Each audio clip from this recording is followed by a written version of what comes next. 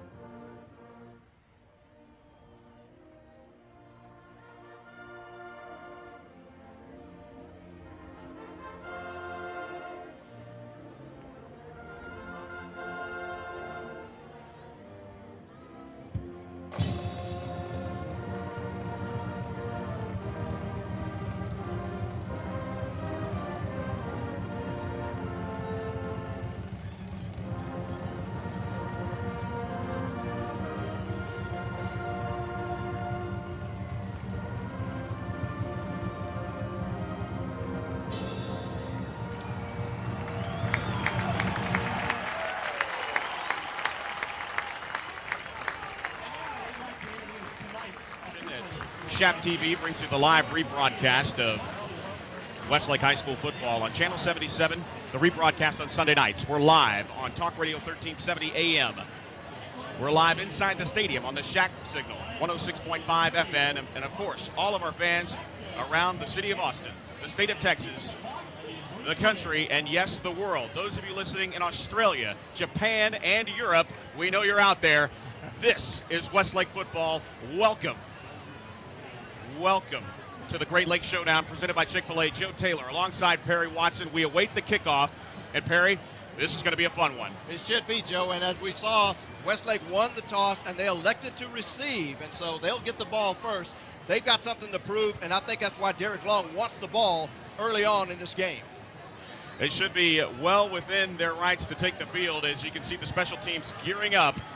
And Westlake will be adorned in their red jersey tops with the white numerals trimmed in blue, the gray pants or silver pants with the red and blue piping down the side, the silver helmet with the Westlake W on the side. The Lake Travis Cavaliers looking a lot like the new Denver Bronco uniforms. They've got the all-white pants with the black stripe, the all-white jerseys with the black numerals trimmed in red, the black helmets with the LT inside the flames on the side of their helmet. It will be Chris Rebold to kick off for Lake Travis. They will kick off right to left, and we are underway. The second annual Great Lakes Showdown presented by Chick-fil-A, and it will be off the hands of the intended receiver, picking it up and dropping to the 9-yard line is Jordan Etier. Not the way I know that Coach Long wanted to start this one off on special teams. Let's go down to the sideline and welcome back Rob Durkee. Rob, the scene on the sideline right now. Hey, thanks a lot, Joe. The beginning of this game, right before the game started, was very loud. All the student section, the band, everybody was cheering for this great environment this afternoon. Thank you very much, Rob Durkee. Joe Taylor back up here in the booth. It will be Walker Coblon leading out the offense. We'll give you the Lake Travis defense after this play. Shotgun set, 3 wide receivers here to the near side right, 1 to the far side left. Flanking Coblon in the backfield will be now Ryan Swope. As he comes out of the slot, they'll run the option to the far side left. Coblon looking, turning the corner at the 10, and he's brought down after a 2-yard gain. The Lake Travis defense, Perry Watson. Yeah, they line up this way, Joe. Inside, they've got Matt Kunstler and Derek Harding. And outside, they've got Nick Whitehair and a linebacker / defensive lineman, Brian Legassi. And the linebackers, the true linebackers, Andrew Naylor, Logan Harville, and Mike DeWitt. And the defensive backfield on the corner, they've got John Michael Paul. The strong safety is Brandon Lazures, and the free safety is Garrett Colwell. The right corner is Jacob Kennan. Well, they give Walker Coblon the gain of 3 on the quarterback keeper on the option play. This time out of the gun, they sling it out to the far side, and this one is complete out past the 15-yard line to the 17. And that pass is complete to Ryan Swope, his first catch of the night. Yeah, good play, and Swope just kind of swung out to the left side and near the 20-yard line, and that's where he was hit with the ball. And Jacob Kennan, number 24, making the stop. A gain of about 2 yards. Check that, 3 yards on the play, so it'll be 3rd down and a long 2. Just inside the 17-yard line as Westlake moves from left to right on your radio dial and on your computer screen. 3 wide receivers here to the near side right. They run the end-around option, the belly option fake, and it's Walker Coblon past the 20 to the 22, and he picks up the first down, but not after he is upended. A nice play right there up front by Brandon Lazars. Yeah, it was a good play by number 28, Lazars, because he came up from a strong safety position, and you can see they fake the ball to Swope to the inside. Coblon comes to the right outside and is able to pick up the first down. The ball resting now at the 21-yard line of Westlake. So it'll be 1st down and 10 from the Chaparral 21-yard line. Shotgun set again as this time the offense moving the ball downfield. They pick up the first down. The handoff goes to Ryan Swope. He bounces it to the outside, off to the left hash mark. Got some room across the 30, out to the 35-40. He's shedding tackles all the way to the 45-yard line, and he's finally brought down at the 47. An electrifying run right there by Ryan Swope. Yeah, number 25 took the ball to the left side and was able to turn the corner, had some contact, got away from the initial contact, moved the ball downfield, and the free safety, Garrett Colwell, number 1, took a ride and went down with Swope at the 47. A 26-yard pickup there by Ryan Swope, the first big run, and he's back to pass is Coblon. Coblon looking, firing downfield, has a man. It's Mike Walker. It's tipped and intercepted by Brandon Lazures. The pass looked on the mark, but a little bit high. It was intended for Mike Walker, so just like that, after a 26-yard run, another first down, Westlake turns the ball over to the powerful Lake Travis offense. To give you that offense, Perry Watson. Okay, and here's how they'll line up. The center is Zach Peckover. The guards are Josh Clark and Dusty Williams. The tackles are Ian Kelso and Mike Morstad. The split end on one side is Cole Walla, and the tight end is Jackson Dean. In the backfield, number 7 is Garrett Gilbert, and I'll give you the rest after this play. It'll be 1st down for Garrett Gilbert as he directs his offense. 3 wide receivers to the far side right. He will be under center as Lake Travis will move right to left on your radio dial and on your computer screen. Back to pass, 3-step drop, fires to the flat. That pass is caught, but tackled immediately on the play was the intended receiver downfield was Cole Walla, and Walla, the 6'3", 165-pound junior, has his 3rd reception of the year, and it's good for a 6-yard gain. Yeah, Clayton Orr did a good job of wrapping him up after he made contact. Number 19 on that left side was able to pull Walla down, but as you said, Joe, a pickup of about 5, maybe 6 yards. Yeah, they're going to give him 6. 2nd down and 4, clock at 10 minutes. No scores. We are just underway. Westlake took the opening kickoff, but Walker Coblon was intercepted by Lazures, and now Lake Travis operating 2nd down and a long 4 from the Westlake 42-yard line. Back to pass, 3-step drop out of center. They do a lob pass, and lob, do I mean it, running under it is Brian Ambrose. He cannot make the play. They try the lob play about 60 yards away from the end zone. I'll tell you, that pass had a lot of air under it, and it looked like when Garrett Gilbert let it go, he knew his receiver would be there, but number 5, Cole Waller, was nowhere near, and the nearest guys were the Westlake defenders, and Ryan Ambrose was one of them, but that ball stayed up in the air a long time and came down inbounds. No score. Joe Taylor alongside Perry Watson. Dan Neal down on the sidelines. He'll join us in just a moment. Splitting 3 wide receivers out to the near side left is Lake Travis. 1 receiver to the far side right, that's Walla. 1 man in the backfield, and that is Taylor Wrinkle, sophomore, younger brother of Austin Wrinkle, and that 3rd down pass is intended at the 45-yard line from Jason Bird, and Bird has it go right through his hands, and it's punting time for Lake Travis. So Westlake catches a break off the interception, and they'll get the ball back as we'll take a look at the young son of Thomas, and say it for me. What is this young man's last name? Ertschleben. Yeah. Does that name sound familiar, Perry Watson? I only heard it once, and it was a kicker for Texas. That is exactly correct, a kicker for Texas. And speaking of a kicker for Texas, Jeff Ward also in the house as well, as he is taking his young son, Baker Ward, in for one of his first Westlake games. And Ertschleben's back to hit this punt right around his own 30-yard line. Back deep to receive is Jordan Etier and Ryan Ambrose. He puts a line drive punt into it, and yep, he can kick just like his daddy. The punt is caught at the inside the 15-yard line by Ryan Ambrose. Ambrose dancing out past the 20 to the 21.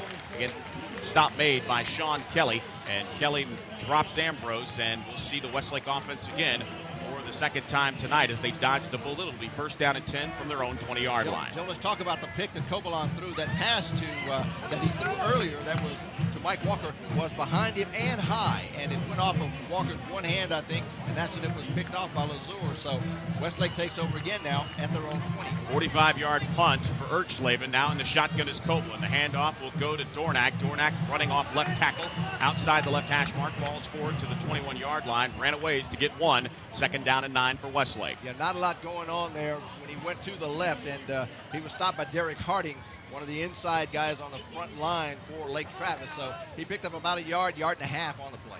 Mike Walker out. Wade Ferguson in the ball game now as the wide receiver. 9:01, make it 9 minutes as we are scoreless from Chaparral Stadium, live in Austin, Texas, for the Great Lakes Showdown presented by Chick-fil-A. Dornack going in motion from halfback spot out to the wide left. Back to pass under center. Chasing now, looking downfield. Wide open is Jordan Etier. He cuts it at the 35. He's got some daylight. Across the 50. Cuts it upfield to the 40. Bounces away from another tackle to the 30. Running crossfield to the left hash mark. And Jordan Etier advances the ball all the way down inside the 30-yard line, down to the 28.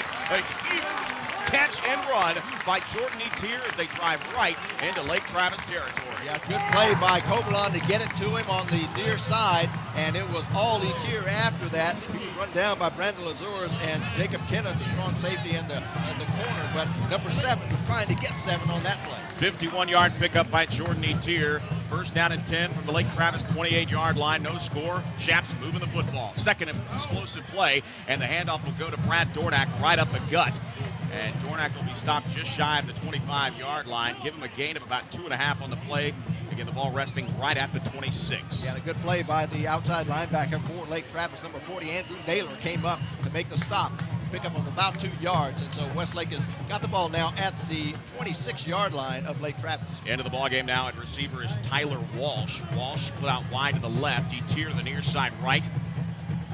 Copeland in the shotgun. Now Dornack moving out of the halfback spot, splitting out to the near side left. Ball batted down as Walker Copeland threw it into traffic. Incomplete pass. Third down coming up for Westlake. Well, that's not the worst thing that could have happened, because there were a group of players for Lake Travis surrounding the would-be receiver on the near side, and I don't know what would have happened if that ball had gotten there. It could have been picked off. It could have been fumbled after a reception, tip, who knows what, but it was knocked down, so not the worst thing that could happen on that play. Ferguson in as the receiver, who will split out to the near side right. Kendrick Kutzinger split out wide to the left.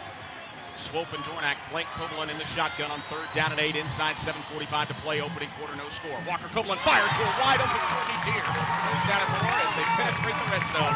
Westlake first down inside the 15-yard line down to the 13. Yeah, bullet by Cobalon, and I'll tell you what, Joe, he looks different than he did last week. He looks like he's got some confidence and he's playing a lot better, and that pass was on the money for a first down. The ball now at the Lake Travis 12-yard line. Well, the Abilene linebacker Chris Williams made Walker Copeland some wake-up juice, and he's woken up here in game 2 with Lake Travis. First down at 10. The ball inside the 12-yard line, 7:20, and there's a motion penalty, and it looked like one of the linemen moved a little bit earlier, and it might have been Kendrick Kutzinger who flinched as he went down on the far left side, and it'll be a motion penalty, 5 yards. They'll back it up from the 12 to the 17. First down at 15 coming up for Westlake, 7:18 remaining. And let's go down to the sidelines. Our first visit here brought to you by TicketCity.com to Dan Neal. And Dan, when that offense keeps rolling, it's easy to flinch when the emotions are high.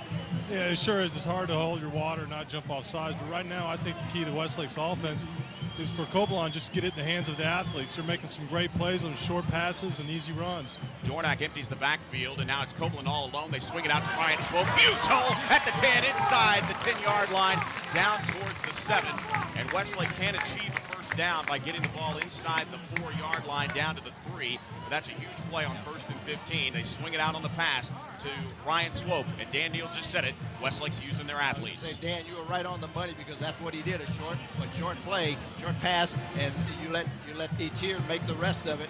They're inside the 10 now with a chance to pick up a first, as Joe said, before they pick up the touchdown. 2 tight end set, 2 wide receivers here to the near side right. It's Walsh, now Etier going from the slot right to the far side left in motion. The handoff under center goes to Brad Dornack. Dornack inside the 5, down to the 4, and he's very close to a first down, but it looks like the side judge is going to come in and mark him down right at the 4, about a yard shy of the first down. Yeah, he was trying to get a little more yardage out of it. Brandon Lazores, the strong safety, comes up along with Derek Harding, the inside lineman for Lake Travis, and made the stop at the 4, and it is 4th down, and it looks like the 3rd down rather, and they're about a yard shy. Yeah, 3rd down, about half a yard. It's a short one. Etier going in motion. Mike Walker lined up as the lone receiver to the near side right. The handoff goes to Ryan Swope, turning his legs. He has the first down as he advances the ball down to 2. First down, Westlake, no score, inside 6 minutes to play here in the first quarter at Chaparral Stadium. That's one of those straight-ahead dive plays, and I'll tell you what, the right side of the offensive line, that being Patrick Dupuy, the guard, and David Dyer, the tackle, did what they needed to do, move their guys out, and allowed him to get first down yardage. And Westlake is cooking right now, knocking on the door. They're 1 yard away from pay dirt. First down and goal for Westlake at the Lake Travis 1-yard line. 2 wide receivers each way. Backs off set of the backfield. It's Ryan Swope. He gets the call, dives to the end zone. Touchdown, Westlake. Well, it was one of those things, Joe, where you got the offensive line getting the push, and you got Ryan Swope doing a good job of reading what was going on in front of him. Saw a little crease on the outside and jumped across the dive, took a dive across the goal line for the score. And I'll tell you, Westlake looked sharp and crisp on that drive. Yes, indeed. Walker Coblin redeeming himself. Very productive. Got the ball in the hands of the athletes. And one big athlete, Ryan Swope, dives in from 1 yard out. Jordan Etier will hold. Justin Tucker on for the point after touchdown. The snap is down, the kick is up, and the kick is good. With 5:33 remaining in the first quarter from Chaparral Stadium, it's Westlake 7, Lake Travis nothing. We'll be back in a moment. This is Westlake football.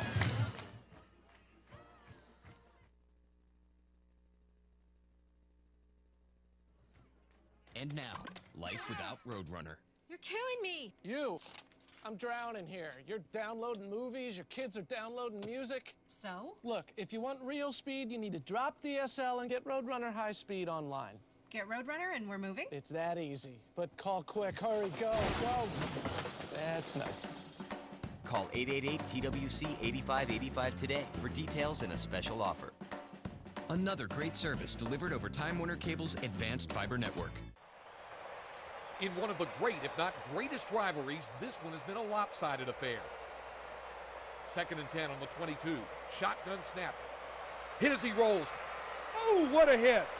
The ball is fumbled. It's picked up. The 50, the 40, the 30. They will not catch him. What a truly delicious moment. Almost as delicious as Rudy's Country Store and Barbecue.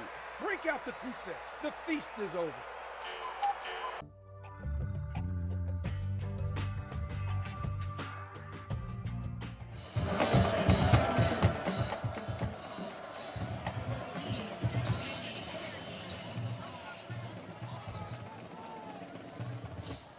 Welcome back to live coverage of Westlake High School football. Joe Taylor alongside Perry Watson. Dan Neal down on the sidelines. Rob Durkee hanging out with him as well. Our statistician Brian Ferguson and Blake Warren, our student assistant. Blake, welcome to the show. And there's a huge kickoff by Justin Tucker, and it's going to drive Lake Travis 5 yards deep. They'll think about it, and the kickoff returner is going to bring it out at the 10-yard line, and it looks like Andy Erickson making the decision. And we do have Laundry on the field at the end of the play. He advanced the ball out to the 11-yard line. Not a wise move right there as Justin Tucker drills it about 6 yards deep. Let's go down to Dan Neal. What's the flag all about, Dan? Unfortunately, I think it's a late hit by Westlake after the play was over. I will say one thing about the offensive line for Westlake down in that goal line situation. they did a great job of getting angles on their blocks. They're not driving them off the ball, but they're putting their guys down on the ground. Execution, that's all. That's what the name of the game is, and it will be a late hit, as this is a great time to talk about our referees here. And for that, we bring you the referees, brought to you by Freitag's Florist. 2 locations around Austin to serve you. Give them a look at the website, freitagsflorist.com. We'll do it after this play, Joe. They're coming out of the huddle. Yeah, they break the huddle very quickly, and we'll see the offense here as Westlake has a 7-0 lead, 5:28 to go here in the opening quarter at Chaparral Stadium. They'll move right to left, 2 wide receivers to the near side left, 1 wide receiver to the far side right. The handoff will go to Wrinkle, and Wrinkle will go down immediately inside the 25-yard line, and they're actually going to push him all the way back, but again, a flag comes in from the far side. While they sort that out, let me give you the officials. The referee is Arnold Gladson, the umpire is Darren Stiers, the head linesman is Joe Burkle, the line judge, Terry Groden, the back judge is Kevin Kemp, and the clock operator is Reed Wren. And the penalty again is against Westlake, and this is going to back things up just a bit. And looks like it might have been an incidental face mask, and that's exactly the call. It's an incidental face mask, and again, penalties. The second one, a late hit on the kickoff, and then a face mask here on a clean play on Wrinkle, as the younger brother of Austin Wrinkle, Taylor Wrinkle, went down. And it'll be first down at 5 after that penalty. The ball marked at the Westlake 32-yard line. Out of the gun, now rolling to the near side is Gilbert. Gilbert scrambling, and he's going to be absolutely drilled and going to the turf, but going forward, making the grab there for Westlake is David Durham. And David Durham is an addition to this defense. Again, a part of a lot of different looks for the Chaparrals on D. I'll tell you what, you watch Garrett Gilbert come out of the pocket, and he looked like he wanted to throw on the run, coming to his left, meaning he had to throw across his body, and he looked indecisive and didn't quite know what to do. And you mentioned David Durham. He came up and hit him from the linebacker spot and actually knocked him forward a couple of yards. So they picked up the first down. Yeah, they did, all the way out to the 37-yard line. So it'll be first down at 10 from the Westlake 37. 4.5 minutes to play here in the opening quarter. 7-0 Westlake lead. Under center is Gilbert. Trips to the far side right. 3-step drop, fires over the middle. The pass is complete at the 40. Cole Wallace got it at the 45 to midfield, and he's brought down immediately. The ball is loose, and picking it up is Westlake. And it is Perkins. Michael Perkins has picked up the fumble and run it inside the Lake Travis 40-yard line down to the 39.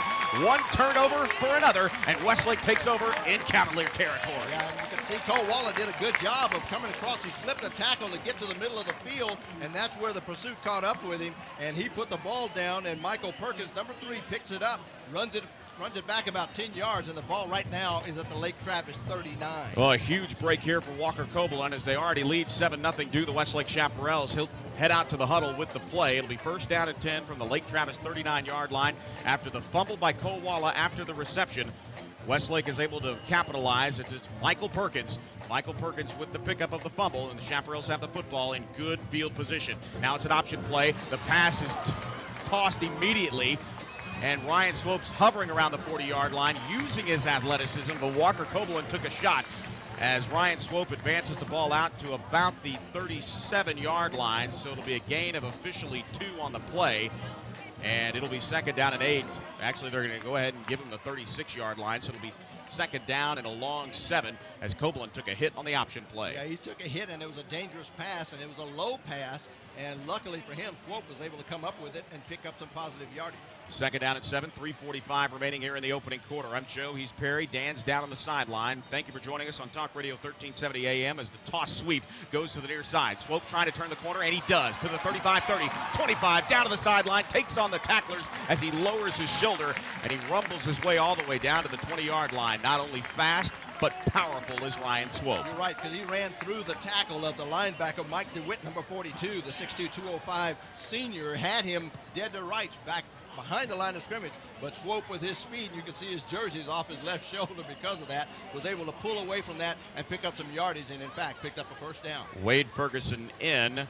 3:21 remaining, clock running here. First down and 10 for Westlake from the Lake Travis 20-yard line. A 16-yard pickup for Ryan Swope. 2 wide receivers here to the near side right. Etiers lined up to the far side left. Dornack out of the backfield. Under center is Walker Coblin. 3-step drop looking. Pumps once, pumps twice. He goes to the end zone, and making the catch is Jordan Etier. Touchdown, Westlake.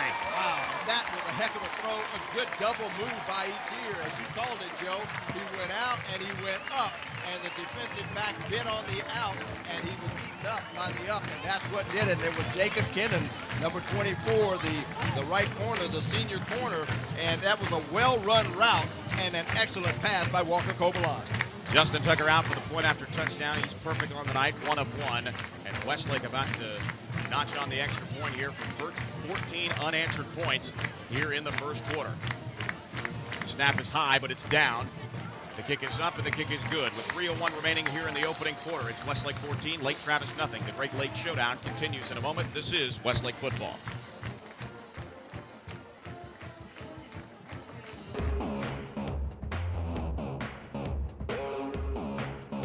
What can the new spring collection teach us about a retirement plan? Thank you, parents. Are there any other questions? Yes, I have a question. What works for someone else It's about carpool. may not work for you. Talk to one of our financial advisors. Together we can achieve uncommon results. Wachovia Securities. The Volvo S40 is a world of fun to drive. It's available with a 12-speaker premium sound system, an iPod hookup, and more. So choose the sporty 2.4i or the turbocharged T5 and let the fun begin. Roger Beasley Volvo, obsessed with customer satisfaction in Austin and in Georgetown.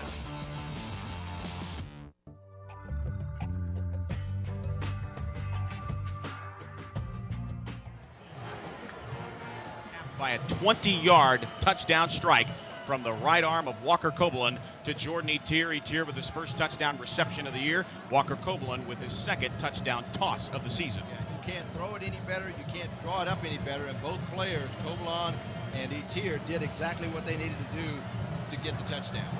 Tucker on for the kickoff, and this one is absolutely drilled. And if Andy Erickson thinks about fielding this one, there's a bed for him in some hospital downtown, but that one's about 9 yards deep, and he'll bring it out. First down and 10 from the 20 as he lets the ball bounce out of the back of the end zone. And Dan, I know that Andy Erickson thought about it for just a moment on that kickoff. I think after the last time he didn't. But I tell you, that was the perfect time to let Cobalon air it out right there. They had all the momentum on their side. It also isn't bad to have a kicker like Tucker behind you in case you don't convert. You know you're going to get 3 out of it. Dan Neal down on the sidelines. Again, that visit to the sidelines, as always, brought to you by TicketCity.com. It'll be Lake Travis, first down and 10 from their own 20-yard line. 3:01 remaining here in the opening quarter. It's Westlake 14, Lake Travis nothing as the Chaps are trying to get in business. The handoff goes to Wrinkle, and Wrinkle ironed out at the 20-yard line. No gain on the play. Yes, and Cameron Nichols did the ironing. Number 46, the 220-pound senior linebacker, came up to make the stop, so nothing gained on that. The ball rests squarely on the 20-yard line. Again, Wrinkle right now with -1 rushing yardage. Is a 6 foot, 160-pound sophomore. Again, we mentioned he is the younger brother of Austin Wrinkle, the senior running back who graduated last year, and he will be the #1 runner. The problem is they don't run very much, but that time the Chaps are all over it. No gain, second down and 10, inside 2.5 minutes to play here in the opening quarter. The play action pass, still looking, plenty of time, and airing it out is Gilbert. Gilbert has a man, it's Cole Walla, but it's in and out of the hands of Perkins, and Perkins again making a play on the ball, and he had help. Aaron Pettis on the backside, Perkins on the front side, and they're able to sandwich Walla. Incomplete pass, third down coming up for Lake Travis. Well, on that play, Gilbert telegraphed where he was going down the middle of the field to Walla, but I looked at Michael Perkins, and he had that ball gauged all the way, just could not come down with it.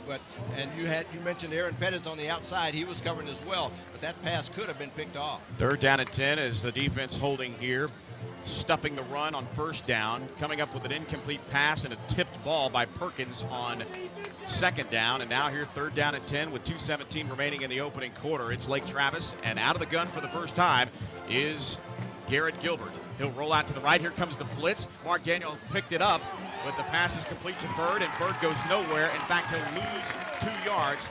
Back to the 18-yard line go the Lake Travis Cavaliers, and there's the blitz. They got it from both sides with Mike Joyce and Mark Daniel getting in the face of Garrett Gilbert. I'll tell you, they had everything covered on that play. I saw on the outside, Clayton Orr had blitzed from the left side, so they had it covered there. They had it covered on the front side. Just nowhere for that play to work out at all. Slavin now back inside his 10-yard line, and I never thought that I would ever have the opportunity to say that last name. He'll kick this one from right around his own 6-yard line. Slavin with a low snap. He fields it cleanly and gets the punt away. A spiraling, now wobbling punt that'll hit at the 42-yard line in Lake Travis territory. Coming down with it immediately for Lake Travis is Harry Hatch. And another good field position as the Westlake defense forcing the special teams of Lake Travis to kick close to their goal line, Perry. That's pretty unbelievable that Westlake's going to get the ball on the Lake Travis side of the football field. Well, I was, as everybody else in the stadium, probably was surprised to see a running play on that possession by Lake Travis, and nothing doing there. They couldn't get a pass completed. So right now, Westlake is on the Lake Travis 45, 1st and 10. 1st and 10. They continue to move left to right. 2 wide receivers here to the near side right for Westlake. Out of the gun. Now Swope going in motion out of the backfield to the near side. They roll the pocket to the near side right. Stopping. Now picking it up, and he's hit from the backside is Walker Cobelan, and he goes down hard. And Bryant Lagasse getting every bit of his body into the backside of Walker Cobelan. That's the second shot he's taken tonight. Yeah, and I was surprised he held on to the ball because it looked like it might come out, because Lagasse came from the outside linebacker spot and was chasing the play from behind, and you could see Cobelan trying to get to the trigger, but he wasn't able to get there. It's a loss of 4 on the play on the sack. Nice play by Lagasse defensively for Lake Travis. 2nd down and 14 as we're inside a minute to play here in the opening quarter. 2 wide receivers each way. Out of the gun is Walker. He's going to tuck and run. Huge roam up the middle. There's a flag on the play. This one's coming back, but Walker Cobelan dancing inside the 35-yard line down to the 34, but it's coming back. No doubt a hold on Westlake. Yeah, you can see where the flag was thrown behind the quarterback, and that's usually what it is, and that's the indication from the umpire, Darren Stiers, and so or the referee, and that's where it's coming back. So a good play by Cobelan is going to be nullified because somebody got grab happy. And that's exactly what you want from your young quarterback. You split the offense out both ways. You spread it out. 2 wide receivers each way. Left a huge hole up the middle, and Walker making the correct decision. Cobelan advancing the ball all the way down inside the 35-yard line, but it's coming back all the way to the Westlake 41, so a huge loss there, and it goes from 2nd and 14 all the way back to the 41-yard line, and it'll be 2nd down and much further than 14. They back it up to it'll be 2nd down and 20. 27 seconds remaining here in the opening quarter. Under center is Cobelan, offset eye in the backfield. 1 wide receiver each way as now Dornak goes in motion to the far side left. He'll line up in the slot left. 4-step drop, now 5-step drop, looking, chasing now. Walker Cobelan rolling out and completing the pass downfield. Going down immediately is Brad Dornak. He'll get it out to the 49-yard line. A nice little makeup play right there just to pick up yardage as the quarter expires. Yeah, Cobelan did a good job of just buying some time, getting out of the pocket, rolling to his right, and he finds Dornak near midfield at about the 48-yard line of Westlake. So they pick up some yardage, and they'll start there on the other side of the field. Second quarter coming up in 60 seconds. This is Westlake football.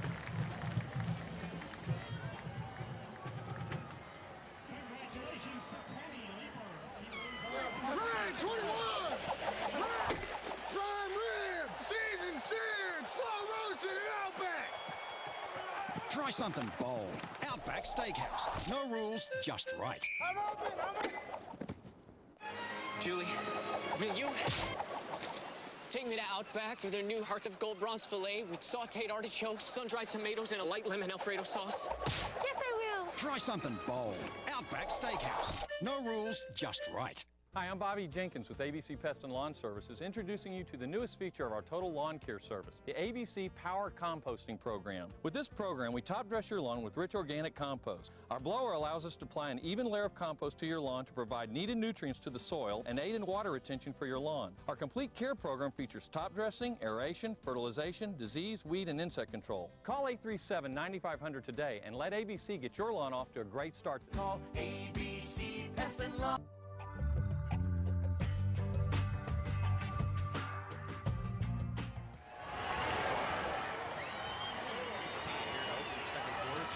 Alongside Perry Watson, Dan Neal and Rob Durkee down on the sidelines as we welcome you back to live coverage of Westlake High School football on westlakefootball.net and Talk Radio 1370 AM. 2 wide receivers here to the near side right on a huge 3rd down play. Flags are flying and another procedure penalty on Westlake. Yeah, somebody's moving. And you know, if they can stop some of the penalties, they may be able to move forward a little bit better. And we saw on the drive, the 80-yard drive where they scored, I don't think there were any penalties on that drive. And so penalties just kind of throw your timing off, and they don't need that right now. They look like they were kind of getting the offense to click. Well, they've taken over twice on behalf of a fumble, and then on a where they turned a third down play around and took a Erchlaven punt from his own 7-yard line. So a huge third down play here after the procedural penalty. It'll back it up to the 43. 3rd and 21. Walker rolling to the near side, still looking, and he drops the ball. It's picked up by Lake Travis and falling on the football inside the 30-yard line. And a great play right there up front defensively, and it was Mike DeWitt. And DeWitt taking advantage of the loose hands of Walker Kobelan, and he fumbles the ball at the 34-yard line, and the ball bounces all the way down to the 31. And Westlake now with their backs against the wall. Now it's Lake Travis's turn with a short field. Well, and you can see Kobelan wanted to throw, then decided to come out with it. He was hit, and that's what caused the fumble to come out. And DeWitt came up with it. Had he kept his balance, he would have picked up 6, but he fell at the 31. When you've got the weapon of Justin Tucker in the punting game, you can't afford to turn the ball over on the wrong side of the field, and that's exactly what's happened here for Westlake. It'll be 1st down and 10. The ball marked at the Westlake 31-yard line. Bird going in motion from the near side to the far side. Now trips to that side as rolling to the left is Gilbert. Looking, firing, has a man, and it's in and out of the hands and intercepted by Westlake, but the ball is on the ground. Now, are they going to rule it an incomplete pass or an interception and a fumble? We'll wait and see. Calling it an interception and a fumble. That's what one official's ruling at about the 14-yard line, and you're right. Michael Perkins took the ball, had it, maybe took a step or two, and he's a little gimping right now as he's coming to the near side. His Perkins looked like his right ankle might be bothering him, but looks like Westlake had possession. He fumbled, so they pick it up, they give it right back. They do indeed, and after all of that, it's a 17-yard pickup on the interception and the fumble recovery by Lake Travis. So turnovers aplenty. If you like those, stay tuned.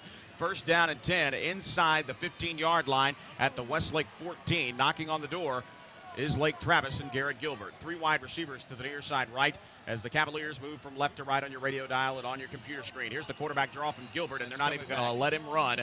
It's another procedure penalty as it's gotten sloppy here in the 2nd quarter. Yeah, this one came on the left side, and it was Cade McCrary, number 4, who jumped the gun, and the official tossed the flag right away. So this one's going against Lake Travis. So it is a false start as that'll back them up, and they'll move it from the 14-yard line out to the 21. Actually, they're going to move it out to the, well, they've spotted the ball right there at the 19. And it's the 2nd game of the season for the officials. We have the line judge lined up here at the 21-yard line. I thought that's where the line of scrimmage was, and then he moved back to the 19. Help us out. 1st down and 15 after the 5-yard penalty. Lone back in the backfield is Wrinkle. 5-step drop. Now pumping once. Now chased is Garrett Gilbert. He fires to the far flat. And it was intended for Wrinkle. He was in the area, but Wrinkle now pleading with the sideline judge that he was manhandled on that play. But again, with the blitz is the Westlake defense, and they are throwing Garrett Gilbert's timing off. Well, and they came in. You could see him trying to set up a screen, and you said manhandling. Well, the man doing the handling was number 46, Cameron Nichols, and they wanted a flag on the play, but none was forthcoming. So they've got the ball now still at the 19, 2nd down. Incomplete pass. Trevor Gillette coming into the ball game now, the sophomore. As checking out of the ball game is David Foley. 2 wide receivers here to the near side right, and Cade McCrary, the leading receiver from last week's ball game, line up to the far side left. The delayed fake handoff is to Wrinkle. Now Gilbert rolling to the far side, and he fires the football, but it's incomplete, out of bounds. The intended receiver was Cole Walla, and Walla's dropped about 25 pounds from last year. He was a true tight end as a junior, but he has dropped some weight, up the speed burners just a bit, and he's been all over the place, but that time it's incomplete. 3rd down coming up for Westlake. Well, that pass was thrown out of bounds, and he was trying to hold the ball and get a foot down, and those were plays they made last year, Joe, and he couldn't hold on to it. Louis Swope was on the coverage there. Number 21 was as close as he could be, but the pass was a little bit wide for Walla. It'll be 3rd down and 15. The ball marked at the 19-yard line, and we're getting into territory for Rebold here as If the defense is able to hold, we'll get to see the right leg of Thomas Revold. High snap out of the gun. Gilbert firing to the end zone. It's a lob pass. He has a man. The pass is caught, and it's a touchdown for Lake Travis. Wow, what a catch right there. As doing his touchdown dance, a celebratory dance. I believe that is Cole Walla, number 5. He was in a crowd. No, it's not Cole Walla. It's actually... And we'll try to get you that here in a moment, as he was basically in the shadow of the Rudy's Country Store and Barbecue Sauce, and we could not see who caught that touchdown pass for Lake Travis. But I did see who was on the coverage. It was Chris Wilbur, and he was just beaten, and the pass was right on the money. Excellent job right there by Lake Travis, and a beautiful pass by Garrett Gilbert. A 19-yard touchdown strike by Garrett Gilbert. McCreary will hold. Revold has the kick, and it is good. So with 10:46 remaining here in the first half, it's Westlake 14, Lake Travis getting on the board at 7. The second annual Great Lakes Showdown continues in a moment. This is Westlake football. Yeah, it was so simple to switch. So now our phone's not from the phone company? Right. Time Warner Cable Home Phone Service is easy to use. And it's reliable? Of course. And we pay fewer fees than the phone company. It's Uncle Billy. Your brother calling at dinner time. That's reliable. Hello, Billy. Get home phone service from Time Warner Cable. Call today to get digital phone as low as $24.95 a month with free standard installation and free caller ID on TV. Another great service delivered over Time Warner Cable's advanced fiber network. For the second straight year, it's going to take a big comeback to win. 2 receivers, 3rd down, and nearly 11 needed for the first. Inside the 20, number 10, back to pass, under pressure, steps out of it, pump fake. What a fake. To the 25, to the 30, up the sidelines to midfield, 45. Say goodnight to this one. 80 yards for the touchdown. What a run. Man, I could use some brisket and ribs right now.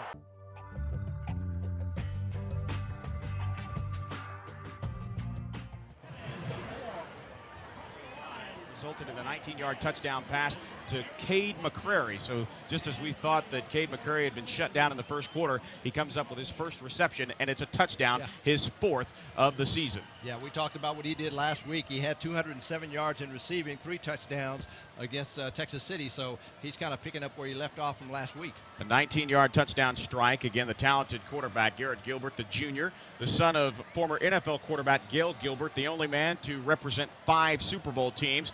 We'll touch on that here in just a moment, as the short kickoff is fielded inside the 19 at the 18-yard line. Advancing the ball forward, I believe, is Clayton Orr. Clayton Orr, one of the upbacks, and flags come in again. We go down to the sidelines, brought to you by TicketCity.com. Here's Dan Neal. I tell you what, it's almost like looking in the mirror of these two teams. They run the same offense. They scored at the same play at the same point of the field. But the key for Westlake, or one of the keys, is to keep in manageable distances. They get 3rd and long, they're just not comfortable. They want to stay within themselves, running the short plays, requiring some of the play action. But once they get 3rd and 15, no one's going to bite on a play action. Indeed. 3rd down and 15, and I think the rule is we have a former CHAP and a former Longhorn up here in the booth with us. He says, you know, Jeff Ward says, never let anybody behind you on 3rd down and 15 on the wrong side of the field. So 1st down and 10, we got analysis all over the place, Perry Watson. Yeah, we do. Right now, the Westlake Chaparrals have the ball inside their 20 at about the, looks like the 18-yard line. So 10:41 left on the second quarter clock. They're up by 7, but the last drive they had ended terribly with a fumble, and that's what set up the Lake Travis score. The turnovers galore. 1st down and 10, the ball resting right around the 18-yard line in Westlake territory. Under center is Walker Copeland. Going in motion is Brad Dornack. As the Chaps move right to left, they run the counter gap play. And here around the corner is Brad Dornack. Happy feet out to the 22-yard line, but he may have moved a little too much, as driving him backwards was the Lake Travis defender, is Garrett Colwell, coming out of that safety spot. And he caught up to Brad Dornack, and Dornack just could not make the cut at the left hash mark. Yeah, Dornack wanted to put a move on Colwell, couldn't do it, and by the time he decided what he was going to do, Andrew Naylor came up the linebacker to help out, but he tried to do a little shake and bake, and Colwell didn't buy it. Number 1 came up, put his helmet right in his chest, and drove him back. Excellent open field tackle as we take a look at it here on the Rudy's replay on CHAP TV. 2nd down and 8 after the gain of 2 by Dornack Dornak and Swope flanking Coblon in the shotgun. 2 wide receivers to the far side right, and the inside handoff goes to Swope. Swope right up the gut to the 30, cuts it to the outside, takes on 2 tacklers, shedding tacklers out past the 35-yard line to the 37. I'll tell you what, I was impressed with the move that Swope made to get beyond the 30-yard line. He put a move onto the inside, took it to the outside, and picked up big yardage. Jacob Kennan, the right corner, came up and made the stop, but a good play by number 25. A first down run right there for Ryan Swope. A 17-yard pickup there. First down and 10, the ball resting at the 38-yard line in Westlake territory. It's 14-7. Chaps up by a touchdown inside 9.5 minutes to play here in the first half. Shotgun set for Coblon. He's got a receiver to the far side right, 2 wide receivers here to the near side left. Kendrick Cutzinger in the slot left. Out of the gun, the snap is fumbled momentarily. Stepping up and firing a complete pass to Ryan Swope is complete at the 45-yard line, and Swope fumbles it out of bounds. Yeah, that's the good news. It was out of bounds. He was hit by number 28, the strong safety, Brandon Lazars, and the ball came out, and it went straight out of bounds on a 90-degree angle to the sidelines, and luckily for Westlake, they keep the ball. They do indeed, and it will be second down. And the ball advanced all the way out to about the 45-yard line, and Tyler Walsh has checked into the ball game. Coblin with the play. Actually, the ball resting just inside the 45-yard line. Call it the 43.5. It'll be second down as the scoreboard is a little late getting there. They'll make it officially a 6-yard gain on the pass to Ryan Swope under center. Now back to passes. Coblin fires across the middle, and that one is wide and out of the reach of the intended receiver, Kendrick Cutzinger. And it's incomplete at the Cavalier 45-yard line. Third down coming up for Westlake. Yeah, that pass just was not on the mark. And Cutzinger's a big kid. He's about 6'4", and you don't want a guy 6'4" going down to his ankles trying to make a catch.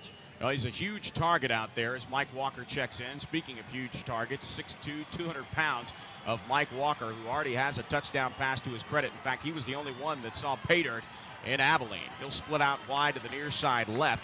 Jordan Etier to the far side right. 2 backs offset.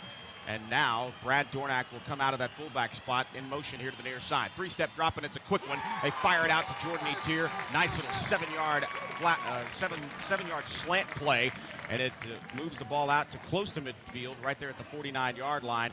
And that one is complete to Jordan Etier, and the change move first down for Westlake. Yeah, 31 Sean Robinson on the left corner made the stop, but it was a quick hitting slant play, and that's exactly what they needed. The pass was there, the catch was there, they pick up a first down. First down at 10, the ball right at midfield. Inside 9 minutes to play, 14-7 Westlake here at the Great Lakes Showdown. Backs offset of the eye. 1 wide receiver each way. The handoff goes to Swope. Swope doesn't have much. In fact, he's drilled at the line of scrimmage. Yeah, and he was drilled by number 42, the linebacker, Mike DeWitt. The 6'2", 205 senior came in and just filled the hole, so there was nowhere for Swope to go. Well, DeWitt actually coming down hard on Swope's knee, and this one might see, well, he's shaking it off well, as that one's going to sting for a bit as Swope a little slow back to the huddle. He's all right. He's got the play. Second down and 10 coming up right at the chaparral symbol inside the 50-yard line. 2 wide receivers to the far side right, 1 to the near side left as Westlake continues to move right to left here in the second quarter. Under center, and now the handoff will go inside. This time, Brad Dornak takes the honors, and he takes the ball inside Lake Travis territory. Dropped by Mike DeWitt again. And now the clock moving inside 8 minutes, and the ball resting at the Lake Travis 48-yard line. Yeah, it looked like Tanner Kyle, 45, has checked in at a linebacker spot. He as well was in on the stop. Checking into the ball game for Westlake is Tyler Walsh. He'll be that other receiver as we're seeing a continuing cycle of receivers moving into the game simply with every play. Jordan Etier split out wide to the right. Cutzinger in the slot right. 2 wide receivers here to the near side left. Out of the gun, and here comes the blitz. They pick it up, and it's complete across the middle. And down to the 25-20. Kendrick Cutzinger inside the 15-yard line. The big tight end coming up huge. Inside the red zone for Westlake as Cuddy grabs his first ball of the season as a tight end. You can see him lining up on the right side, running a post pattern, and that's where Walker Coblon got it to him. It wasn't a long throw, but it was a good pickup by Cutzinger. He was run down by the free safety, Garrett Colwell, but not until he got to the 14-yard line of Lake Travis. Oh, and you got to give credit to Walker Coblon hanging in the pocket. The blitz was read perfectly, picked up nicely. It gave Walker just enough time to fire the pigskin down inside the awaiting arms of Kendrick Cutzinger, and he advances the ball inside the 15 to the 14, a 33-yard pickup on the pass and catch, and it's a timeout for Westlake. We'll take it with them. Back in 60 seconds. This is Westlake football.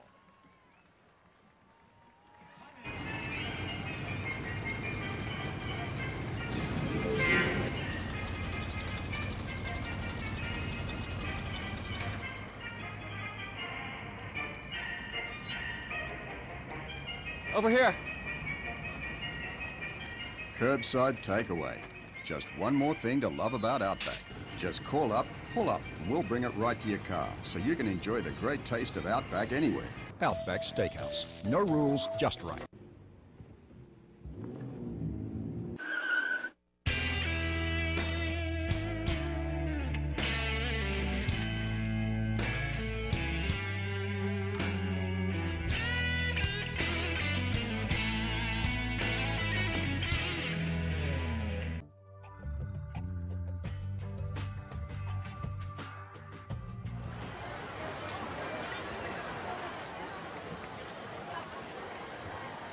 Back to Chaparral Stadium.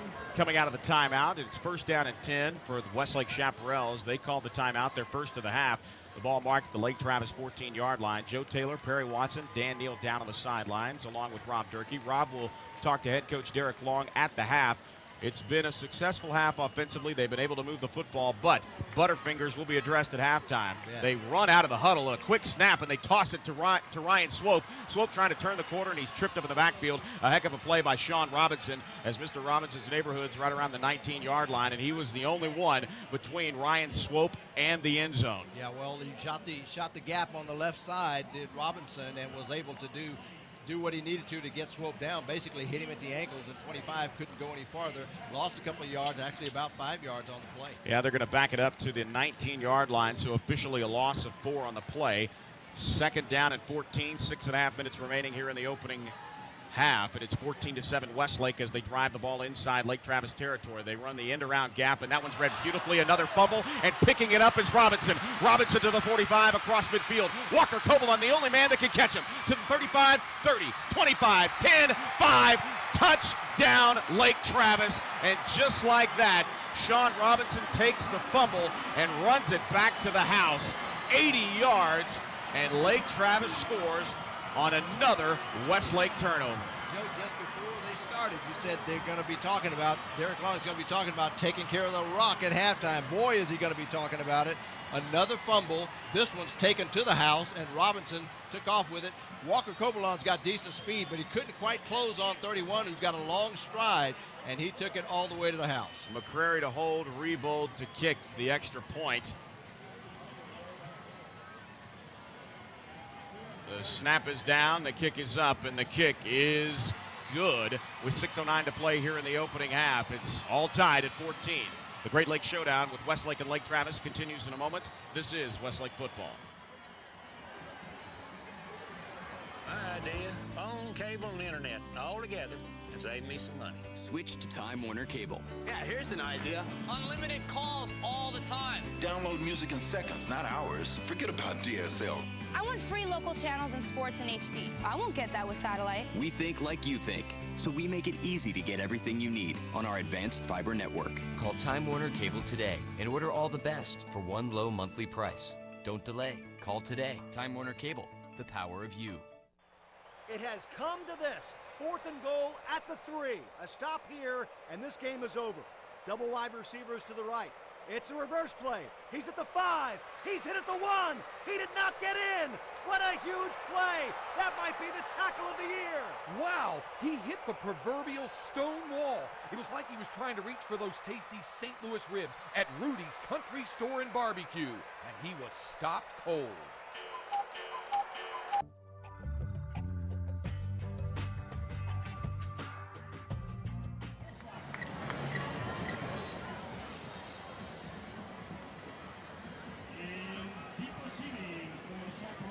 Welcome you back to live coverage of Westlake High School football. The ensuing kickoff coming after Sean Robinson's 81-yard fumble recovery for a touchdown, and it was Jordan Etier that took the handoff. It wasn't a crisp handoff from Walker Cobalon, and he just did not have his sure hands around the pigskin.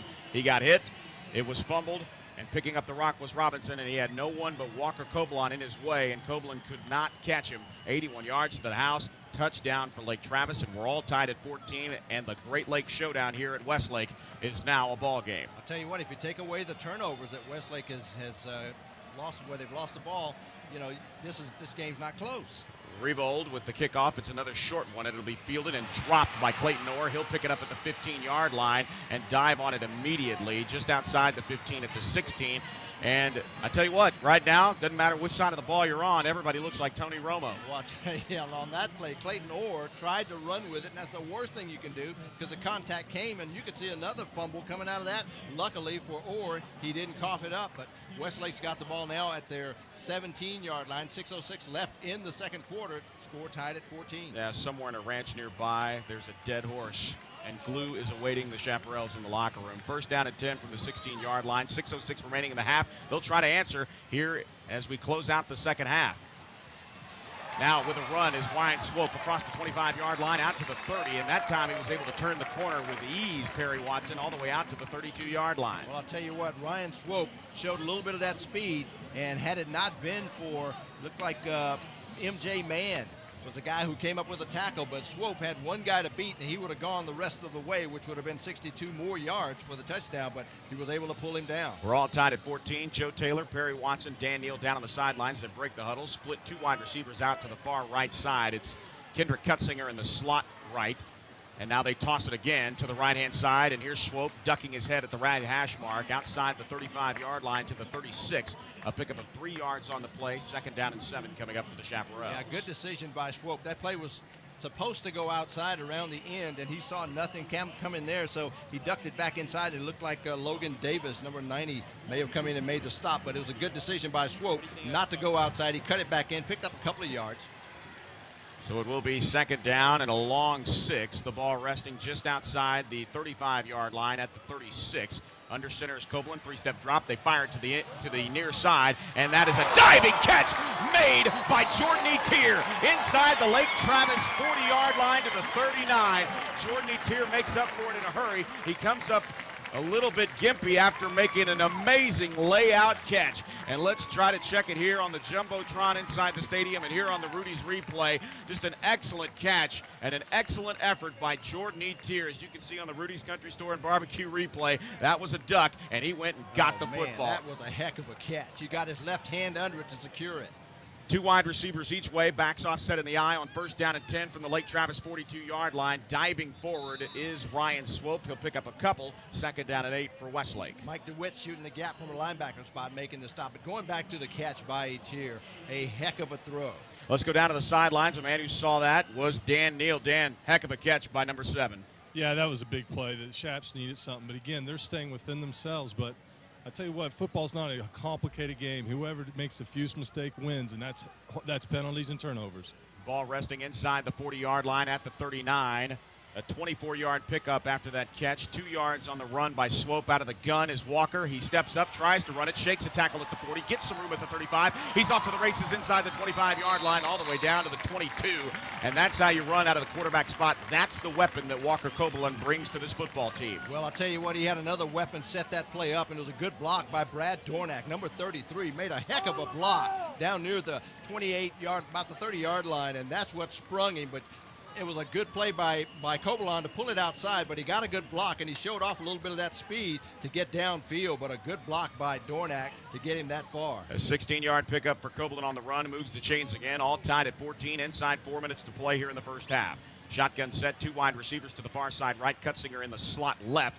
Back to pass, out of the gun. Walker still looking, rolling to the right, stepping up, firing, has a man, and it's in and out of the hands, but is it caught by Jordan Etier? Yes.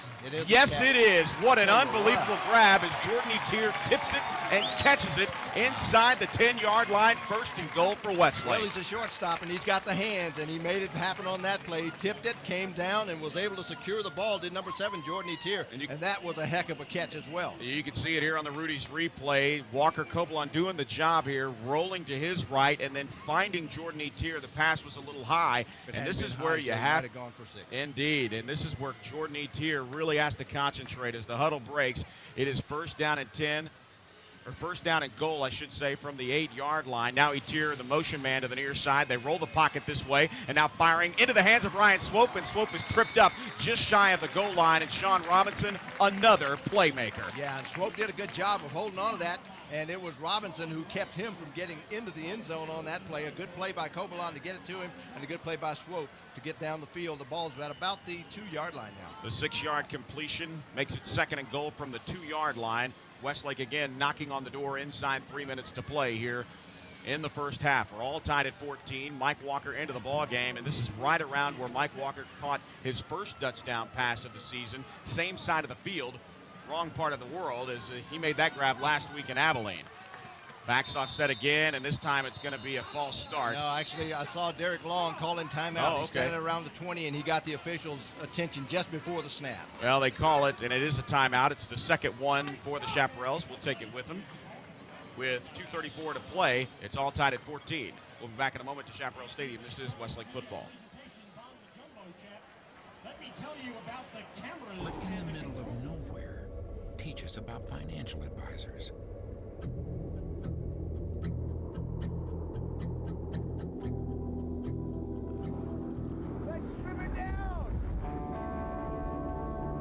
With the right guide, you can find rewards in any environment.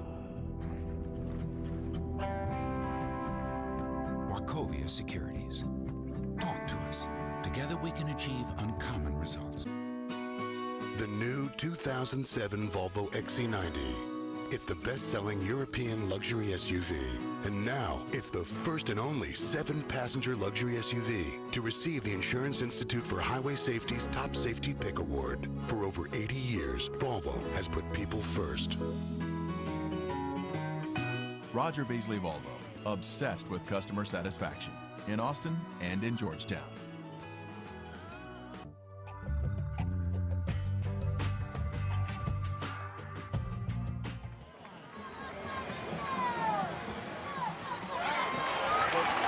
Towards the goal line. Is he in? No, he's not. The ball actually came out, and right now Lake Travis is thinking that they've got the football. And it looks like Lake for a touchback. Well, we haven't seen it just yet, and it will be Lake Travis football. No, actually, they're keeping the ball marked at the 1-yard line, and we haven't seen an official call made just yet. Now we see it, and just like that, Dan Neal just said it. You can't afford mistakes out of the timeout. One official, Derek Long, is arguing. One of the officials apparently signaled timeout, and he's talking to that official and the referee. Well, right now, Derek Long is pleading with the sideline judge here on the near side, and he signaled touchdown, and that might have been where Ryan Swope just let the ball go as he crossed the goal line, but you can't do it until you get the official call. Right. And Ryan Swope fumbles the ball inside the end zone. Lake Travis recovers, and just like that, now with the 2.5 minutes remaining here in the first half, Garrett Gilbert will have some time, and that's more than enough. He runs the quarterback draw, runs it out past the 20 to the 24-yard line. He picks up about 3.5 yards. It'll be second down and a short 7 for Lake Travis, and just a huge mistake again for the Chaparrals. Yeah, you can't afford mistakes, and you can't afford them, especially when you're down close, about to score. Those hurt the most. Second and goal from the 2, and a fumble by Ryan Swope. And the ball game is still tied at 14 here in the second quarter. Rolling out, firing downfield is Gilbert. That pass is low, but it is caught at the 39-yard line. A nice grab right there on the far side by Jason Bird. And they're actually going to mark it down just inside the 38-yard line. So it will be a first down pickup there as Bird picks up first down yardage out to about the 38-yard line. And now we have an official timeout. Yeah, and I'm wondering if they're questioning this call because that ball looked like it might have skipped into his arms. We go to the did in fact skip. When we look at the replay, that's what they're talking about. The official from this side went over, and he's away from the play, and he's saying, I don't know if that was a catch. Well, the replay showed it looked like it was a short hop. Yeah, the replay, again, brought to you by Rudy's Country Store and Barbecue, and it will be an incomplete pass. Well, no, they're actually, well, this is kind of amazing here. They don't have benefit of replay. They do not. Like if they looked up at the Jumbotron, they would have all the benefit in the world, but I guess not. First down and 10, the ball marked just inside the 38-yard line. One back in the backfield, and Wrinkle moved a little bit early. No call. Rolling to the near side. Firing is Gilbert. He has a man, and it's Cole Waller right at midfield. That pass is caught at the Westlake 49-yard line. That was a good throw. Waller was on the sideline, and Ryan Ambrose was right there, but the play had already been completed by that time. He just rolled out of bounds with it. 1:44 remaining here in the opening half. It's all tied at 14. Westlake turning the ball over for the 4th time. And that one coming in the end zone by Ryan Swope. That gave the Lake Travis Cavaliers the opportunity here with less than 2 minutes to play, as now the play is late coming in from the sidelines. The play clock is at 15 seconds. Gilbert has plenty of time. He has receivers all over the place. as they are still awaiting the call from the sideline. Excuse me, Joe. This is reminiscent of what we saw with Todd Dodge in the state championship game where he was giving signals to his son Riley. Indeed. Well, with that, a little confusion, a little bit too much for Lake Travis. They'll call a timeout. We'll take it with them. Back in 60 seconds. This is Westlake football. As the internet keeps making the world smaller, one bird can make your online experience even bigger. Roadrunner High-Speed Online's blazing fast advanced fiber network means speeds that are light years faster than dial-up. It means constantly updated security and free extras like Photo Show Deluxe and commercial-free Roadrunner radio. See just how big your internet can be at roadrunner.com today. Call 888-TWC-8585 today for details and a special offer. Another great service delivered over Time Warner Cable's advanced fiber network. Down by 6, driving into the enclosed part of the horseshoe with a record crowd of over 105,000 mostly hostile fans. It's 2nd down and 9 at the 24-yard line. Number 10 waiting for the snap. Has him back to pass. Looking. A lot of time. Lawson into the corner. It's caught. It's a touchdown. What a catch. Leaping for it. He hauls it in the corner. Great pass. Great route. Great time for Rudy's Country Store and Barbecue.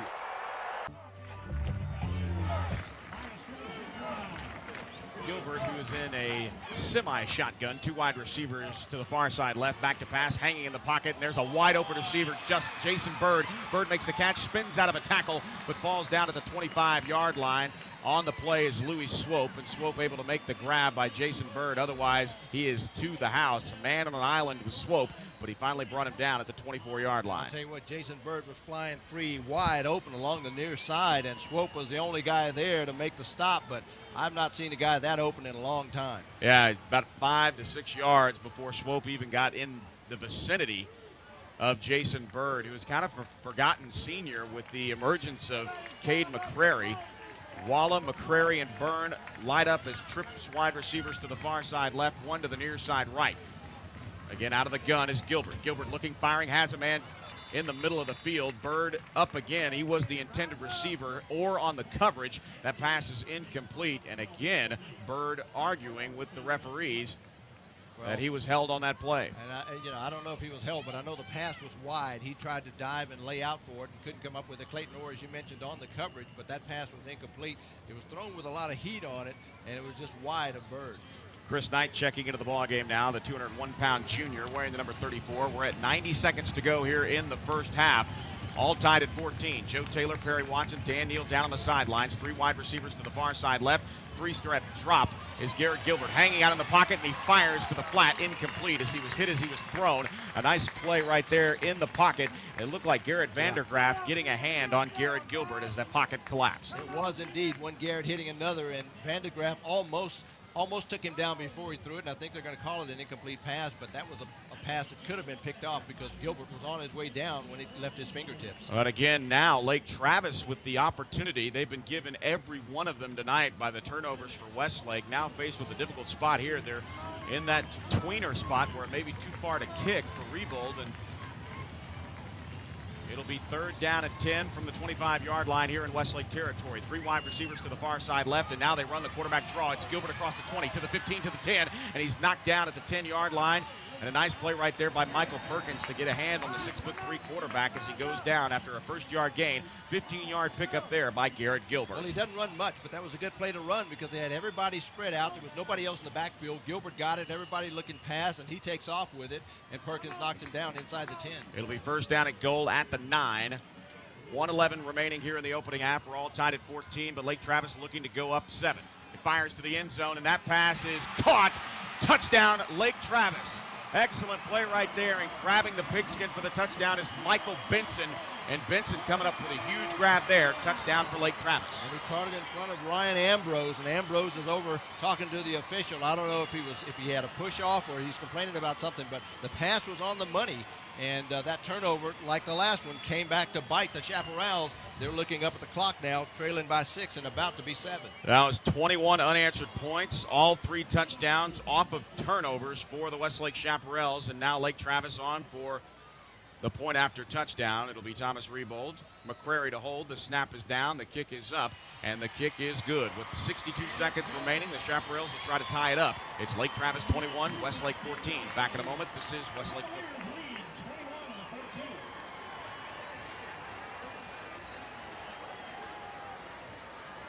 Reason number 5 to eat new hearts of gold at Outback.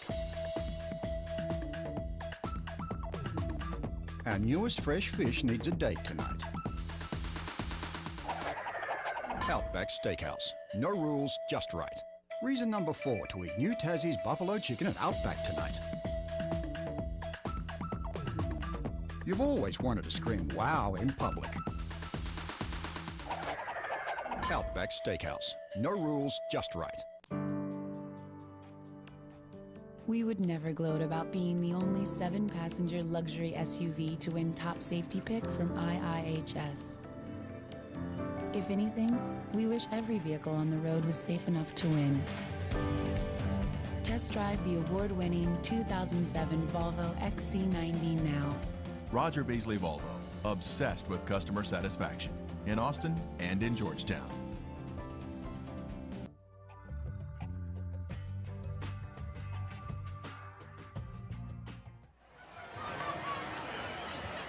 An 8-play, 80-yard drive that took 127 off the clock.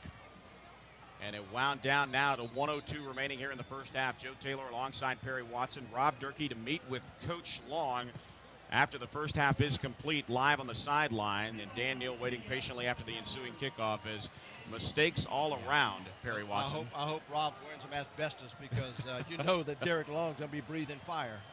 Rebold with the ensuing kickoff here.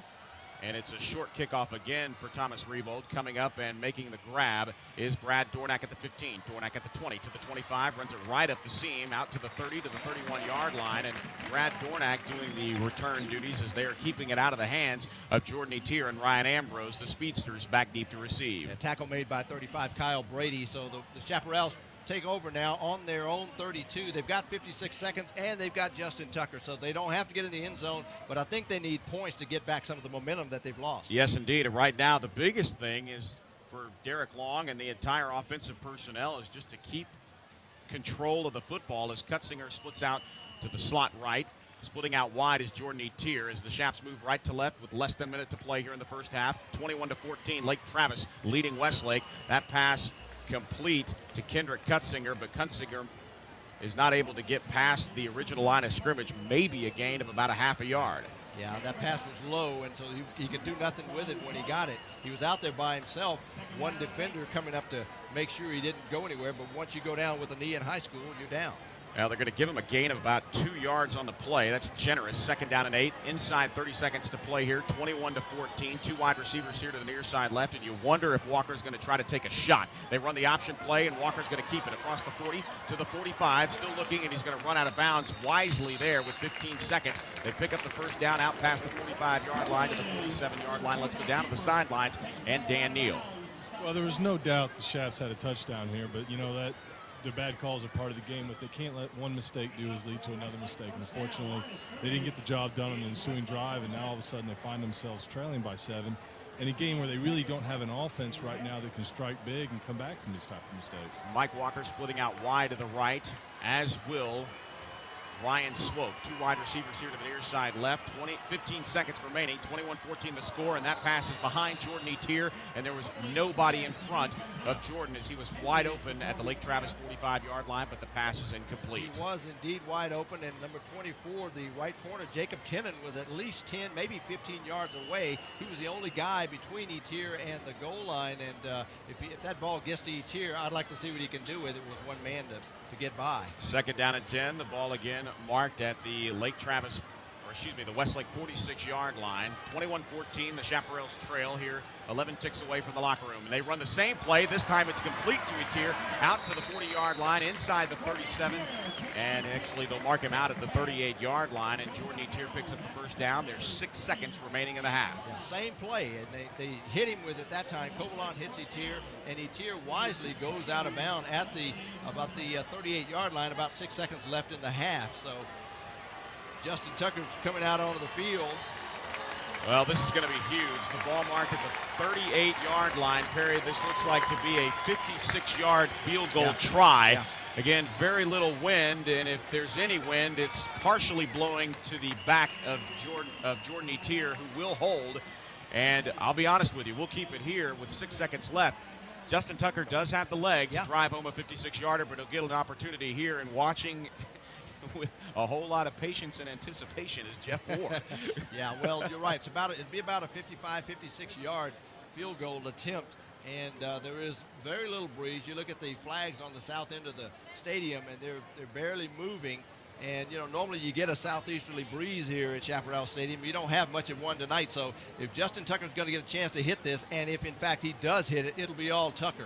Well, the biggest thing is execution. It has to be good. Marco Uribe, the deep snapper, has to get it cleanly to Jordan Etier, the best hands on the team, no doubt, as the shortstop for Jim Darslick's ball club will try to get this one down quick. But we go back to a practice sessions with Doug Blevins, one of the longtime assistants to Dave Wanstad. He was the special teams coach for the Miami Dolphins, and back in June I got an opportunity to see Justin Tucker kick and work with Coach Blevins, and this is where the psyche of Justin Tucker really can take over here.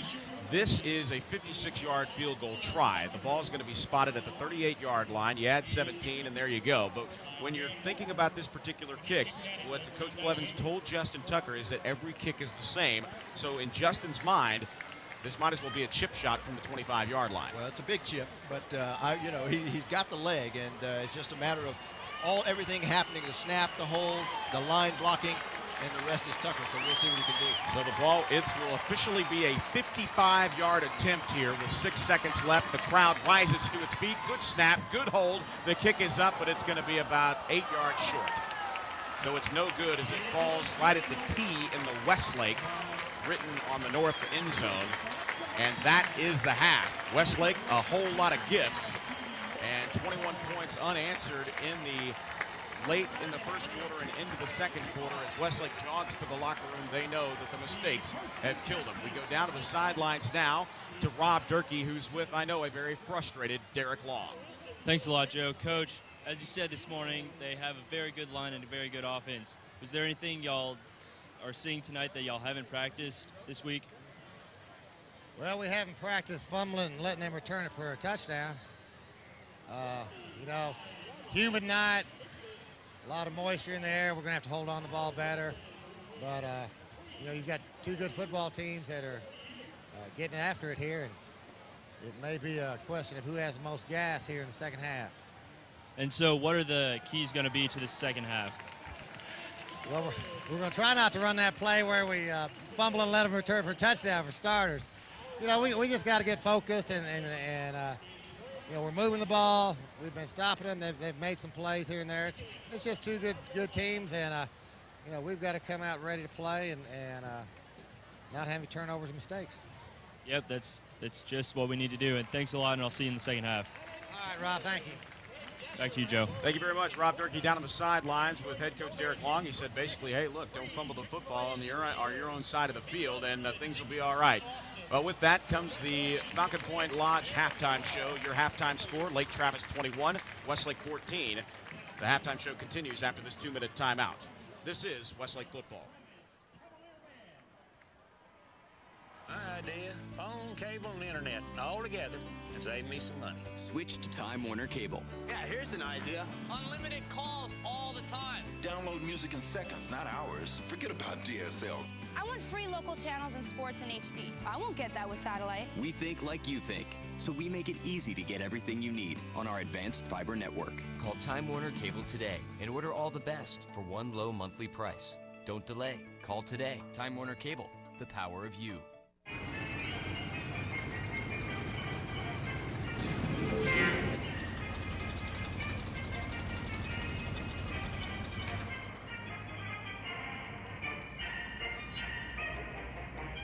Over here. Curbside takeaway. Just one more thing to love about Outback. Just call up, pull up, and we'll bring it right to your car so you can enjoy the great taste of Outback anywhere. Outback Steakhouse. No rules, just right. The new 2007 Volvo XC90. It's the best-selling European luxury SUV. And now, it's the first and only 7-passenger luxury SUV to receive the Insurance Institute for Highway Safety's Top Safety Pick Award. For over 80 years, Volvo has put people first. Roger Beasley Volvo, obsessed with customer satisfaction in Austin and in Georgetown. has come to this. 4th and goal at the 3. A stop here, and this game is over. Double wide receivers to the right. It's a reverse play. He's at the 5. He's hit at the 1. He did not get in. What a huge play. That might be the tackle of the year. Wow, he hit the proverbial stone wall. It was like he was trying to reach for those tasty St. Louis ribs at Rudy's Country Store and Barbecue, and he was stopped cold.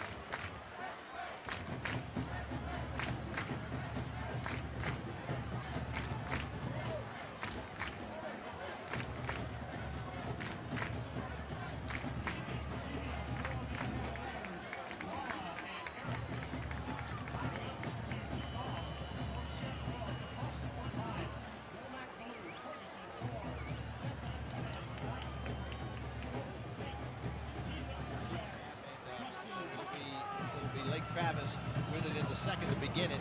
So Westlake's going to have to play the good defense because, as I said, they lost the momentum in the second quarter, and they'd like to get it back. And Justin Tucker puts his right foot into it, and it goes 9 yards deep into the end zone. It'll be a touchback, and Garrett Gilbert will march his offense out for the second half. It'll be 1st down and 10 from their own 20-yard line as Lake Travis will move left to right on your radio dial and on your computer screen. They're dressed in the all-white uniforms, trimmed in black. The white jerseys with the black numerals trimmed in red. The black helmet with the interlocking red LT in flames on the side of their helmet. Westlake in their traditional home uniforms, the red jersey tops, the white numerals with the red trim. Silver pants with the blue and red piping down the side, the silver helmet with the red Westlake W on the side. Under center is Gilbert. He'll run the ball with Wrinkle. Wrinkle trying to make a move at the 21-yard line, hurdles the tackler, but he's brought down by Mike Joyce at the 21-yard line. Yeah, Mike Joyce and Cameron Nichols made a sandwich out of the runner on that play, so he went airborne and they went up with him and came down with a handful of the running back, so a gain of about 2 on 1st down. 11:44 as we are just underway here in the second half. Third quarter brought to you by Texas Orthopedics. Again, 2nd down, and they're actually going to give Wrinkle a gain of 8. They roll out to the far side to Lake Travis. He fires downfield. All over him is Aaron Pettis. Is that ball caught? Yes, it is. A nice grab right there by Jason Bird, but Aaron Pettis was all over that play. It was 2nd and 8, and they got about 10 on the play, so it's a 1st down. They move the chains. Ball just outside the 32-yard line. 21-14, Lake Travis leads. 1st down and 10. 13 yards of total offense here as our referees issue play. Gilbert yelling out plays from the pocket, doing his best Peyton Manning. He's in the minigun as he has Wrinkle behind him about 2 yards off center. He's back to pass, 3-step drop, steps up in the pocket, throws on the run, and that one is wide of Cole Walla, intended at the Westlake 45-yard line, and that pass incomplete. And that's the first errant pass we've really seen Garrett Gilbert have. And it wasn't even close because it was behind Walla, and Ryan Ambrose on the coverage, but nobody was going to catch that one. We are live inside the stadium on 106.5 FM, live on the internet at westlakefootball.net. Also go to talkradio1370.com. You'll pick us up there as well. Kieran Stevenson doing the job, twisting and turning the dials back at the Talk Radio 1370 AM studios here just across the street from Westlake High School. About a good driver away from the press box, Barry. Yeah. Under center, 3-step drop, firing over the middle. That pass is caught to Bird. Bird gets behind Cameron Nichols, out past the 1st down marker to the 45-yard line. That's where he'll be brought down down by a slew of redshirt tacklers, and it's another first down as Lake Travis finds the open receiver, and Garrett Gilbert delivering a bullet to Jason Bird. Yeah, Cameron Nichols on the wrong side of Bird, and Bird caught the ball, got away from Nichols, and moved it to the 45. First down and 10, 21-14, Lake Travis on the move. Bouncing it is Wrinkle, and Wrinkle is caught and drugged down from behind by the Chicago native Mike Joyce, and that'll make everybody proud in the Windy City. Yeah, good play by number 11. Joyce read the play, grabbed a handful of jersey, and would not let go. Second down, and the loss of about 3 yards on the play, as that's Joyce's second tackle in this series of Taylor Wrinkle. Austin Wrinkle, his older brother, graduated last year. It's Wrinkle again in the backfield. Trips to the far side left. 2 receivers to the near side right. The 5 wide receiver set. Wrinkle now out to block, and there's a flag on the play. Coming around the end is Gilbert. He fires to Cole Walla. That pass is caught right at midfield, but there is a flag down. Yeah, and you wonder what the flag was. It was thrown out, but the flag came out before the ball was caught. So you know if it's offensive pass interference or holding, or it looks like a hold now against Westlake. And Ryan Ambrose is walking around with his arms held out like, what is that? Well, Ryan Ambrose had a pretty good step on it. Also, Mark Daniel kind of going, wait a minute, what happened there? Again, Ambrose with pretty good coverage. And right now, Sol Ross, the offensive coordinator, arguing as well with the sideline judge. And it looked like Ambrose indeed did have the line, but flag nonetheless, as there was too much contact before the ball got to Cole Walla. And it is defensive holding on Westlake, another penalty. And that one sends it into Westlake territory at the Chaparral 48-yard line. They got to play the pass. We know that. So that's got to be uppermost in their mind. They don't run much, do the Lake Travis Cavaliers. So you know what they're going to do. It'll be first down and 10 from the Westlake 48-yard line. 2 wide receivers each way under center. Now Gilbert sending Bird in motion to the near side right. 3-step drop looking. Gilbert with plenty of time fires over the middle. Bird had his back turned, and that one nearly tipped, and another flag coming in. Yeah, that flag came in after Bird complained to the officials. Cameron Nichols in the area, and that flag came from about 30 yards away, and you wonder if the official I think the official got talked into that flag. I'm sorry, that the play was over, and he throws this flag after all of the gyrations of Bird, and they're going to call the play against Westlake. A holding penalty is what they're calling on the play. Well, they've gone from fumbles to penalties, and again, Perry, I think you're right about that one. Again, Bird complaining immediately, and it might have been a situation where if we saw it live where Bird actually got turned around in the pattern, and I think that's what confused the back judge. That's it. First down and 10 from the Westlake 38 after the 10-yard penalty sends him inside the 40-yard line. Again, Wrinkle the lone setback here, and this is going to be a run play, and it is actually it's not Wrinkle.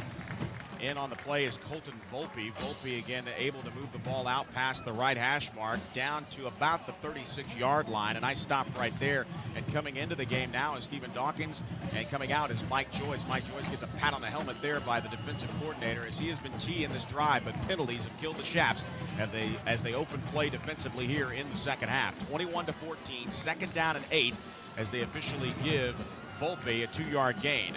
Mini shotgun again, and they'll roll the pocket to the far side left. Gilbert stopping, firing, has a man downfield, and it is wide. Intended downfield inside the 20-yard line, and it looked like trying to get separation on that particular play was Ethan Willinger, and Willinger just unable to come up with it. Yeah, you can see Mike Perkins covering on the play, along with looked like Ryan Ambrose, and there was nowhere for him to go with the pass was wide. And it looked like Cameron Nichols just about got to the quarterback, so he put a little heat on Gilbert to force his throw. It was actually David Foley, the intended wide receiver, and Foley along with Walla will split out wide to the left. 2 wide receivers, it's Bird and McCrary.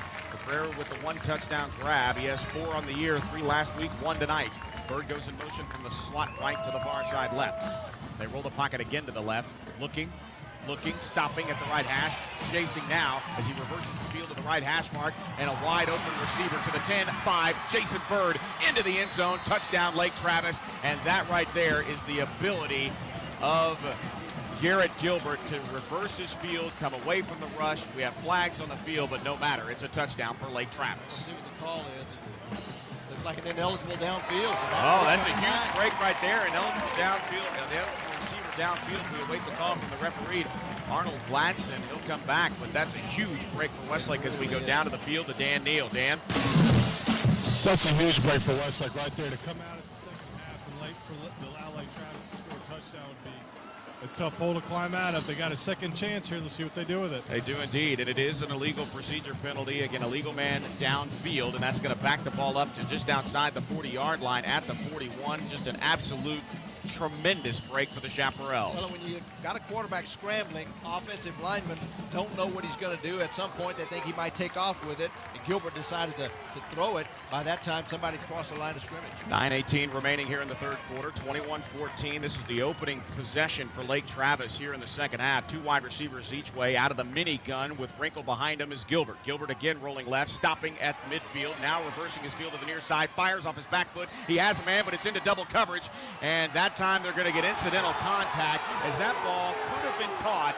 And I think right now Derek Long and Lane Grigg are going to argue that that ball was absolutely uncatchable and it was incidental contact on both sides. Well, the officials are conferring at about the 7-yard line, and that's one of those plays where both players have a right to go up for the ball. Why the flags went out, I don't know, but they're calling interference against Westlake. Well, incidental contact, I think, is exactly what that is. When the ball goes up, either player has the right to the ball. Well, standing on the sidelines is Dan Neal right in front of that play. Dan, what are your thoughts? Well, you don't want to hear him exactly with the rest so far in the second half. That ball floated up there. It's like Perry said, it's every man's ball. The defense has just as much right to his offense. I did not see anybody push off. I didn't see anybody interfere at all. I don't know what he's calling. Well, now McCrary's off as well as Foley. They will check out. They'll march the ball down inside the 30-yard line, now down to the 26. And I tell you what, this field might as well be yellow, Perry Watson. Well, and you know what the thing is, you got to play against the 11 guys, and I hate to say it, but you don't want to have to play against the guys in stripes as well. And that was just a bad call.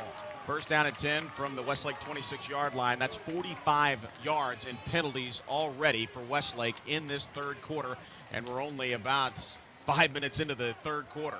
End around handoff, and it's on the reverse. Here's Cole Walla, another flag inside the 25-yard line, and this one's going to go against Lake Travis. It is. This one's going to be a holding. It is a slight hold. It looked like on Mike Joyce, who he had contained on the outside, and he had the receiver running back inside, and the guy just grabbed the jersey. So the officials, you know, if a squirrel hangs around an oak tree long enough, he'll pick up an acorn. Indeed. I think they got one. Indeed, and it's break for break right now. The minute that Westlake commits a huge penalty that backs them inside their own territory as Lake Travis continues to move the ball downfield. We're trading 10-yard penalties for 10-yard penalties. Now it's back to the 41-yard line, and it is holding on Lake Travis. There's the call by Gladson, and it'll be first down and 10 now from the 36-yard line. I'll tell you what, these officials are having a race to see who can throw the flag the most.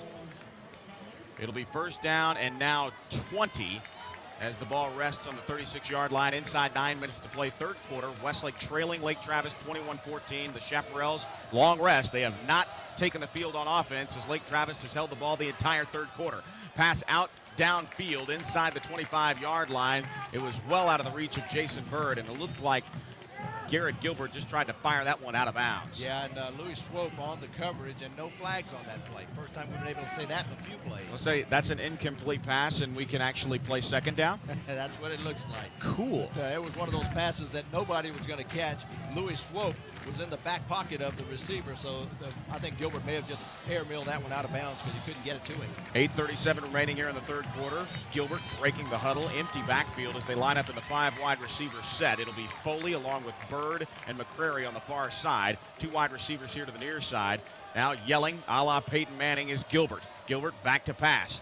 Looking, handles the blitz and fires and completes it inside the 25-yard line to McCrary. McCrary inside the 20, down to the 15, and that one, again, another flag has come into play, and it looks like, again, it's another penalty, and this one... I think this one's going against Lake Travis. It looked like Taylor Wrinkle may have hit a guy in the back or clipped him. Ryan Ambrose had the coverage and was not able to stop the ball from being completed, but luckily for the Chaparrals, it looked like a penalty was on the play. Yes, indeed. We take a look here at the Rudy's replay. McCrary was on the stop, or on the catch, rather, and McCrary... That one's going to come back, and we're about to get the official word here. And I tell you what, the Zebras are earning their stripes tonight. Joe Taylor alongside Perry Watson. Dan Neal down on the sidelines as we thank everybody involved with this particular broadcast. It's been a fun one so far. 21-14. Lake Travis has held the ball the entire time, and it is offensive holding. A block in the back, excuse me. Yeah, it's a block in the back. They'll line up in the same formation. It'll be Walla, Bird, along with Austin Pollard. Trips to the far side left. Wrinkle, the lone man in the backfield. Under center is Gilbert. Gilbert flushed out of the pocket. Now he steps up inside the 20, inside the 15, down to the 10-yard line, all the way down to the 8. And that time, Garrett Gilbert recognizing very quickly that he did not have any options downfield and took off down the right hash mark at a huge gain all the way down inside the 10-yard line. First down and goal for Westlake. Gilbert is not real fleet of foot, but he had the element of surprise on his side. He took off running, but ran down the middle of the field and got quite a ways inside the 10 before Pettis and Swope cut him down. First and goal from the 8. 8:05 remaining in the third quarter. Back to pass is Gilbert. Looking, still looking, firing toward the end zone, and it's well out of the back of the end zone. Incomplete. Second down and goal coming up for Westlake, and how big would a stop here on defense be? Absolutely, and good pressure by the linebacker Cameron Nichols, as well as number 50 Garrett Vandegraff. They put some heat on Gilbert, and he didn't have a chance to wait as long as he wanted to, so he just threw it out of the back of the end zone. So inside 8 minutes to play here, third quarter. Second down and goal from the Westlake 8-yard line. 21-14, Lake Travis with the lead here in the second half, as they have held the ball the entire second half, and we're getting close to a third of the clock belonging to Lake Travis here to open play in the second half from Chaparral Stadium. Out of under center, chasing, and now bringing down Garrett Gilbert on the backside. It was a nice play up front by Alex Miller. Alex Miller coming around, did not give up, and he finally brought down number 7 just outside the 15-yard line. A huge loss of 7 yards all the way back to the 15-yard line. Yeah, Gilbert rolled to his left and wanted to hit somebody on the left side. He turned around, and as he turned, number 55, Alex Miller, grabbed some jersey, and that got him off balance, and Gilbert leaped for a couple of yards, but he was already ready to go down at that point, so a good play by Alex Miller. Well, you had a nice look at it on the Rudy's Country Store and Barbecue replay there. It's 21-14 now, a huge third down and goal play from the 16-yard line after that loss of 8 officially on the play. A nice sack in the backfield by Miller. Back to pass out of the gun. Looking, firing towards the end zone is Gilbert. He has a man, and that one is caught in the back of the end zone by Ryan Ambrose, but was he out of bounds? Yes, he was not, and that is a touchback. Interception for Ryan Ambrose and Perry Watson. That might be the defensive play of the game. Mark it. That was a heck of a play by number 22 because the pass was thrown. It looked like it might go out of bounds, and I don't know if the receiver gave up on it, but Ambrose didn't. So number 22 comes down with it for Westlake, and when it looked like everything was going against the Chaps on this drive, they come up with a huge turnover, and the ball floated up there. As we look at it on the replay, Ambrose looked like the intended receiver, came down with it. It was intended for McCrary, but Ambrose got it. Well, it'll be first down and 10 as the touchback on the interception, and I tell you what, if this offense is able to take their fresh legs downfield, what a huge play that would be. Again, Lake Travis going up 14, first and goal at the 8, the sack and then the interception, and here's the quarterback draw right up the gut goes Walker Coblin. And Coblin now on the first play from scrimmage scrambles up the middle for about a 3-yard gain. It'll be second down and 7. Let's go down to the sidelines and Dan Neal. Dan, that was a heck of a catch by Ambrose, making sure he got the foot in bounds. It certainly was. In a situation like that, when you're the defense, you're backed up inside your own 10, you need to make plays. A sack, an interception, those are huge plays. What the offense needs to do right now is make some plays and let this defense rest and take control of the game. 2 wide receivers here to the near side left as Westlake moves right to left. Coblin firing it out in the flat. It's tipped and incomplete. Intended in the flat for Ryan Swope. It'll be third down coming up, and it's third and long already. And Dan Neal just said it. They got to find a way to move the chains and give this defense a break. Well, that's not the way to do it. That pass should have had a little more touch on it. It looked like he had too much zip on it. There was no way it could be caught. So when you're going to swing it out there, you got to make sure your guy gets it. There was nobody around him, so it wasn't like he was having to throw it between defenders and thread the needle. All he's got to do is get it to him, and he was unable to do it. 6:26 remaining in the third quarter. 21-14, Lake Travis lead. Westlake with the ball at the Cavalier 23-yard line. Under center, and the handoff goes to, and that is Ryan Swope. He turns around the corner to the 35-40, out to the 45-yard line, first down yardage and more, and he'll be knocked out of bounds at the 47-yard line. So just like that, they turn it around, move the chains, and Ryan Swope doing what he does best, using his athleticism to bounce it outside. Yeah, I'll tell you what, he was in the kitchen because he had some shake and bake on that play. He dipped inside, came outside, picked up big yardage to the 47. That's where Garrett Colwell, the free safety, caught up with him, but Swope made a good move at the point of attack to get it outside.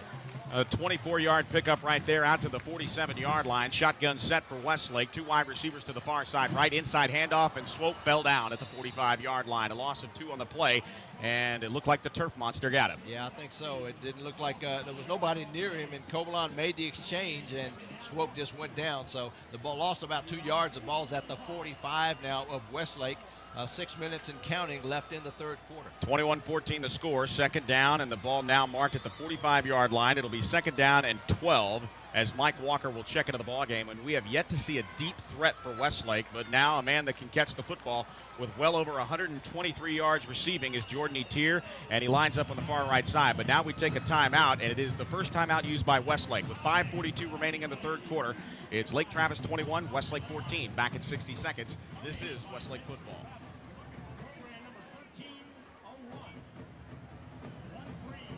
What you watching? My network. Your network? With Time Warner Cable's on demand, I've got thousands of shows and movies I can watch whenever. It's Tom TV. Is my cooking show on Tom TV? No, but you can record it on the DVR and watch it later on Amy TV. Call today to get Your Name Here TV. Call 485-6000 to order digital cable today and get free local channels and sports in HD. Another great service delivered over Time Warner Cable's advanced fiber network. Boy with the snap, play action, looks to throw, going for Sweet, one-on-one, he's open, he caught it, touchdown Texas! What a great week for college football. Liner under center, he'll hand off to White, he didn't get it, the Longhorns stop it! I know you thought that was a big growth experience for you. Sean Mitchell breaks free, Mitchell's got wheels, see ya, goodbye! His first kick as a Texas Longhorn. Good snap and all. The kick is up, and it is.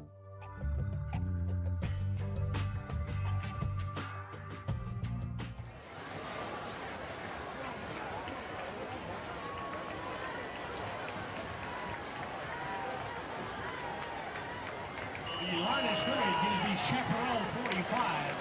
It is second down, 12 yards to go for the first.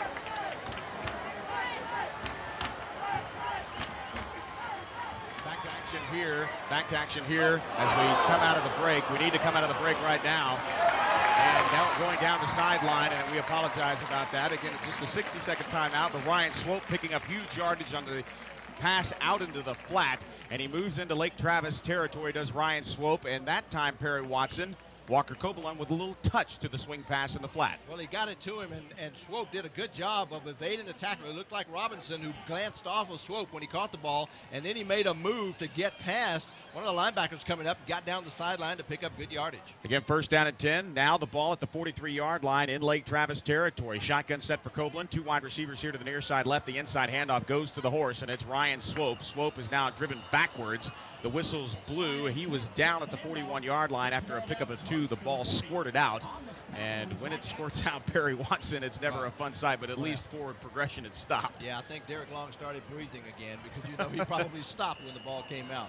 Tackle made by Mike DeWitt, the linebacker, principally, and he was joined by Logan Harville, the other linebacker, on the stop. But Westlake's got the ball. 5 minutes left in the third quarter. They're trailing by 7, but they're moving the ball, but they've got to get some points. It'll be second down and 8. Again, Walker split out here to the near side left. 2 wide receivers to the left, 1 to the right. Back to pass out of the gun is Walker Cobalon. Here comes the blitz. They pick it up nicely. Walker decides to tuck it and decides too late. And again, that shades of Abilene right there as he just could not make the decision.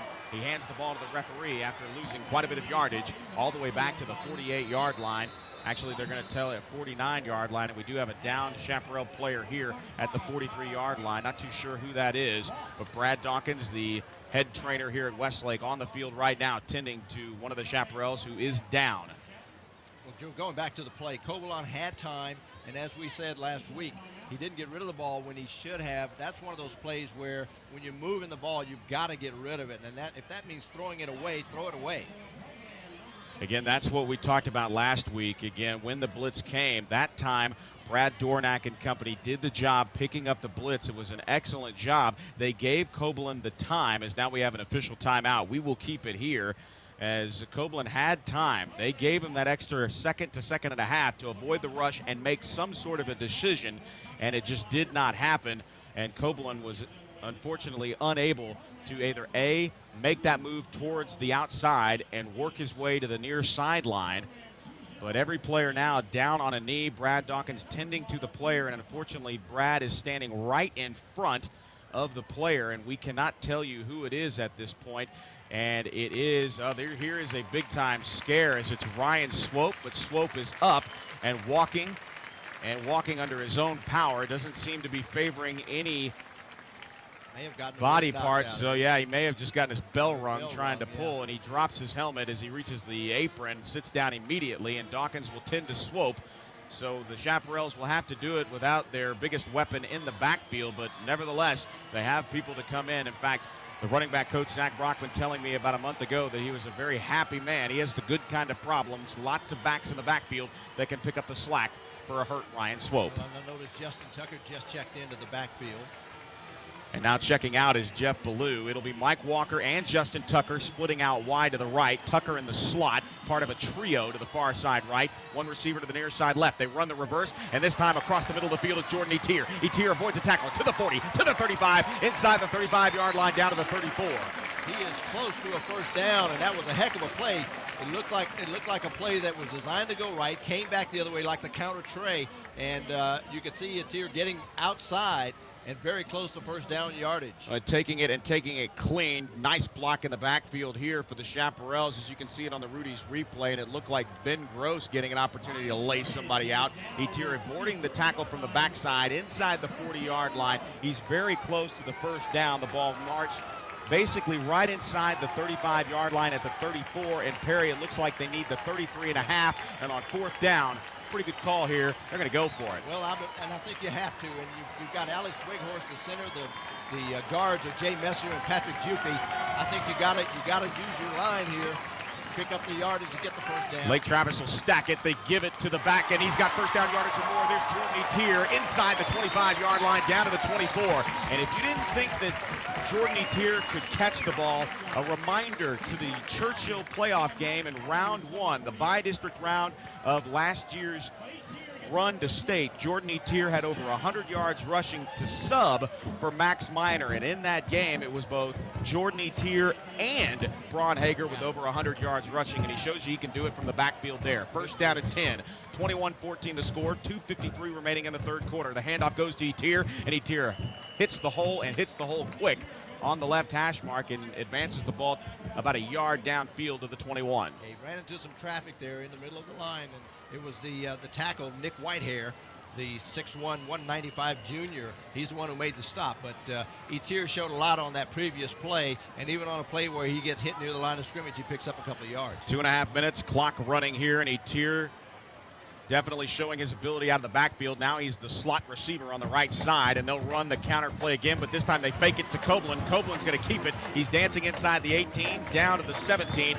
Well, he'll run out of bounds, and Copeland was just about a hair shy of cutting that back inside. Excellent play by Lagasse and cutting off the inside and forcing him outside. Yeah, that's the other side of that play we saw with Etier, where he caught it on the counter tray coming back this side, and on that play you can see him faking it, and it was kept by Walker Copeland. A couple of defensive guys checking into the ballgame now as Ambrose and Cameron Nichols check into the ballgame.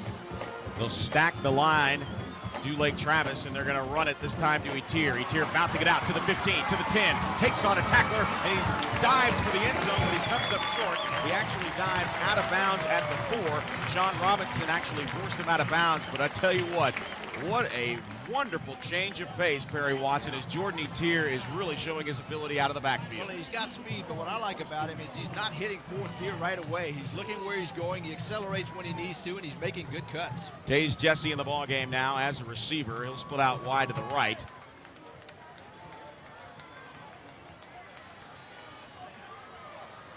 It'll be first down and goal from the 4-yard line. The shotgun set taken by Copeland, rolling to the far side right, fires into the end zone, and that time the receiver fell down, but there was contact in the back of the end zone. Cutzinger had the beat on it, but he was knocked down, possibly some ill-advised contact, but it looked like the free safety, Garrett Colwell, got away with one in the end zone there. Yeah, no flags on that play, and you can see people wondering what might have happened, and we don't know, but there was no flag on the play, so it's second and goal from the 4. Second to go from the 4, 2:01 remaining in the third quarter. 40 yards of rushing for Jordan Etier in this drive alone. The man in motion is Jesse. Jesse from the left side of the far side. They give it to Etier. Etier rumbling into the end zone. Touchdown, Westlake. A beautiful move from 4 yards out, and with the reward, he goes from 40 yards rushing to 44 yards rushing, and the Chaparrals were a 4.5 touchdown away from tying the Great Lakes Showdown up at 21 apiece. And give some credit to the left side of that offensive line, guard Dave Webster and tackle Ross Cooper, because they opened up the hole, and that's all it took. Etier now will hold for Tucker's point after touchdown. He's 2 of 2 on the night. This one is the third. It is up, and it is good. 1:58 remaining in the third quarter, and the Chaparrals have tied it up. We're all tied at 21. This is the Great Lake Showdown live from Chaparral Stadium. This is Westlake football. This is football on satellite. Dude, it was just a little reception problem. There's no little reception problem in football. You either catch it or you don't. Hey, let's watch a game at my place. I got Time Warner Cable. It's on, and it's in HD. Sweet. Mine. Schedule your guaranteed on-time installation today. Call 485-6000 to order digital cable today and get free local channels and sports in HD. Another great service delivered over Time Warner Cable's advanced fiber network. Here at Fayetteville, Arkansas, the score is 14-8. In this conference final, 4:47 remaining, as we now have a most critical 4th down play at their own 43.5. And going for broke, and he has it. What a toss. A play count right from the 43 down to the 13. It's a first down. Now that was courage. Man, I'm hungry for Rudy's Country Store and Barbecue.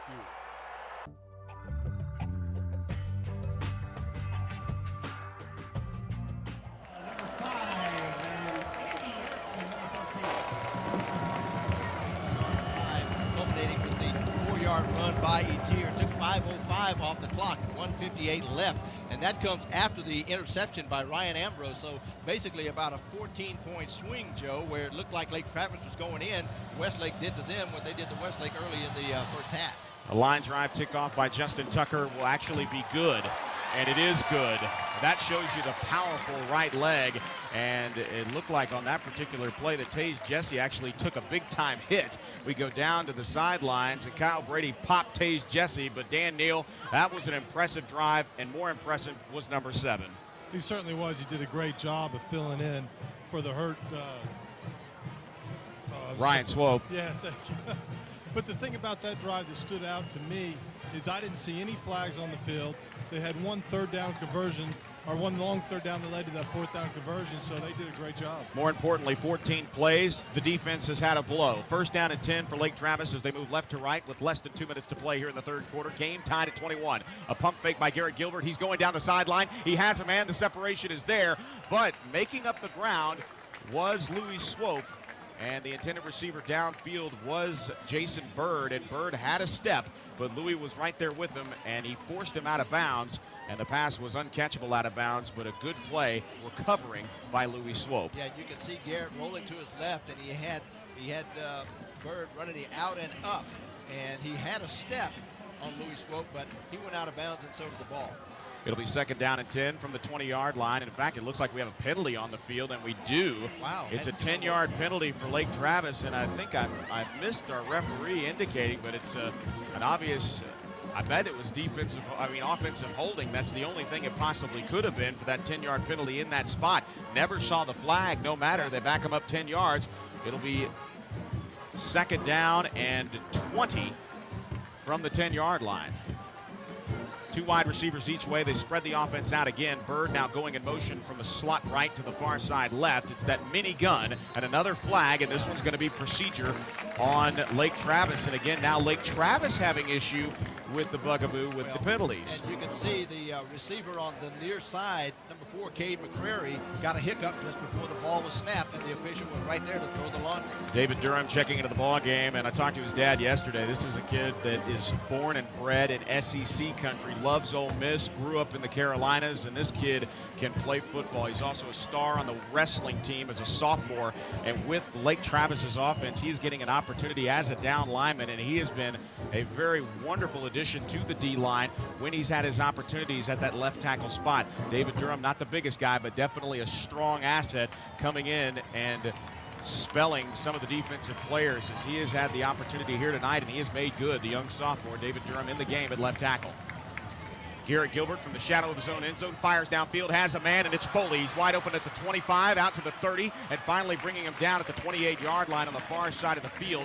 I believe stopping him was Ryan Ambrose, and Ambrose was able to close very quickly. It's still well short of the first down, but that shows you the ability of Ryan Ambrose. Even when the pass is made underneath and a coverage is blown, Ambrose has the speed to close the gap in a hurry. Well, I'll tell you what, number 6, David Foley's probably asking, what took you so long, Garrett, to get the ball to me? He was open forever.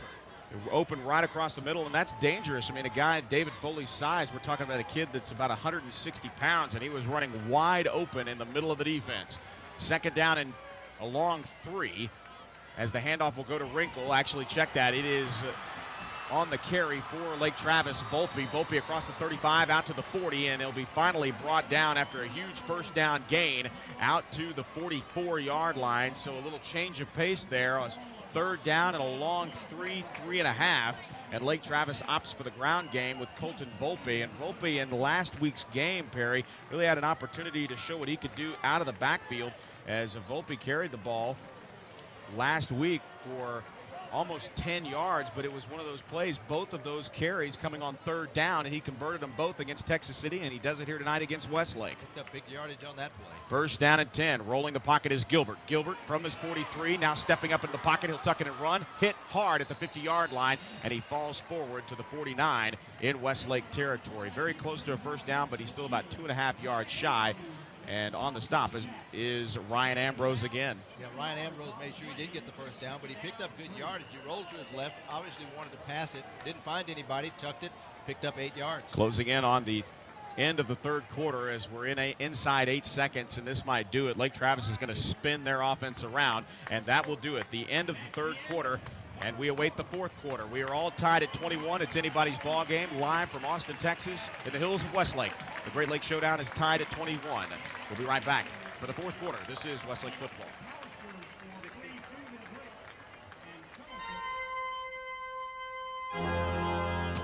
It's my time already? Come. Who are these guys? Nickel and dime. I got nickel and dime to death? Should have switched to reliable home phone service from Time Warner Cable. It could have saved a lot of money. Ha! I'm switching now. Sorry, boss. Call today to get digital phone as low as $24.95 a month with free standard installation and free caller ID on TV. Another great service delivered over Time Warner Cable's advanced fiber network. The Volvo S40 is a world of fun to drive. It's available with a 12-speaker premium sound system, an iPod hookup, and more. So choose the Sporty 2.4i or the turbocharged T5 and let the fun begin. Roger Beasley Volvo, obsessed with customer satisfaction in Austin and in Georgetown.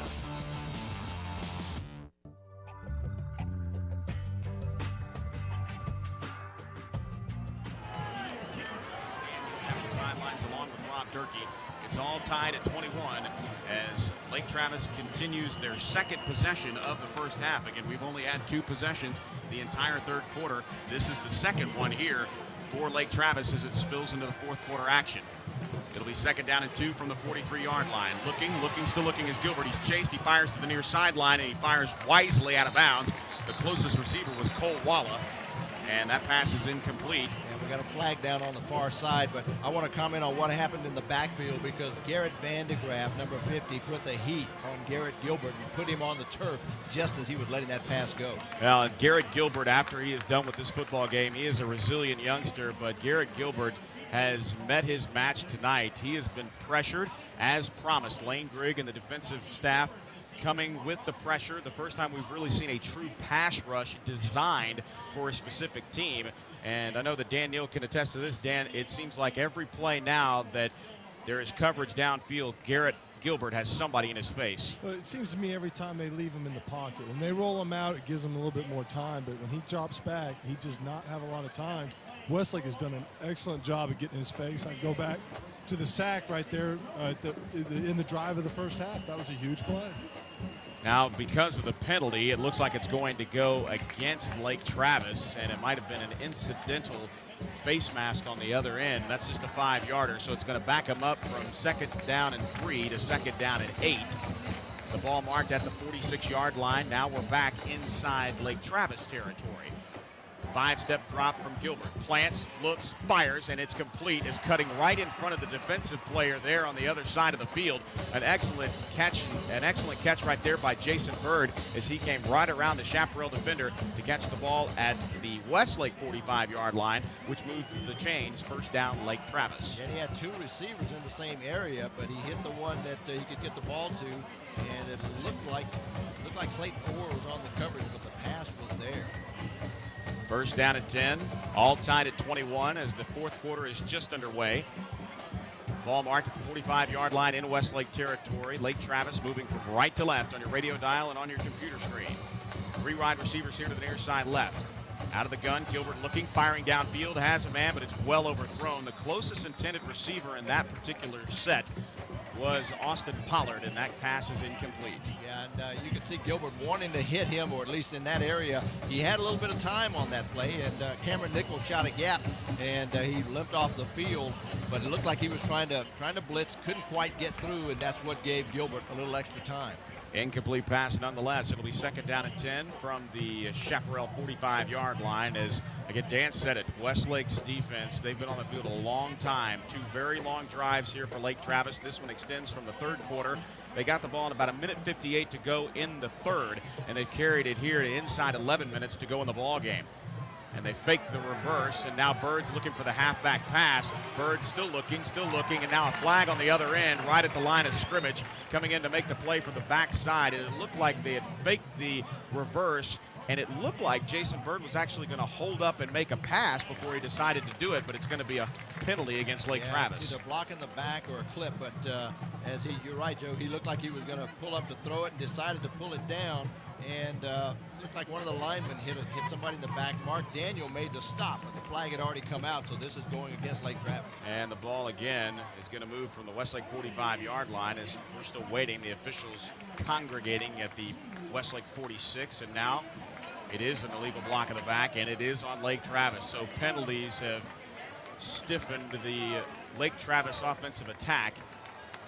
And as Garrett Gilbert tries to move his troops downfield, this time the penalty backs him up into Lake Travis territory. And now the ball resting at the 45-yard line after the 10-yard mark-off. And Gilbert's the only one in the backfield.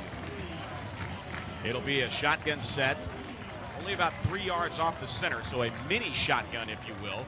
Gilbert now swinging it out to the flat. Wrinkle bobbles it and drops it. He had nothing but real estate in front of him, and it just took too much concentration away from Wrinkle, and Taylor Wrinkle could not make the grab and turn it upfield. Incomplete. 3rd down coming up for Lake Travis. Where his hands were his worst enemy because the ball hit him right in the hands, and he even had a chance to catch it a second time, trying to tip it to himself. There was nobody near him. There was nobody within 10 yards of him, and you could see Louis Swope coming up.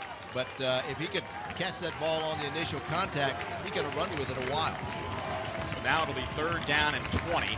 As the Westlake faithful rise to their feet. In fact, Mark Daniels' dad, the first one up, and he's egging everyone on here. 3rd down at 20, trips to the near side left. 5 wide receivers in the set.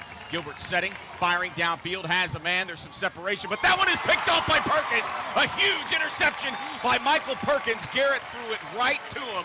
The intended receiver downfield was Cole Walla. Walla actually cut off the route, and a beautiful closing move by Michael Perkins for the 2nd interception of the night for number 3. And you can see number 3, Mike Perkins. He was sitting back there looking like a center fielder. He saw the ball all the way. It was no way for Walla to get it, and Perkins picked it off, and that's a huge play because they kept the ball, as you said, Joe, a long time.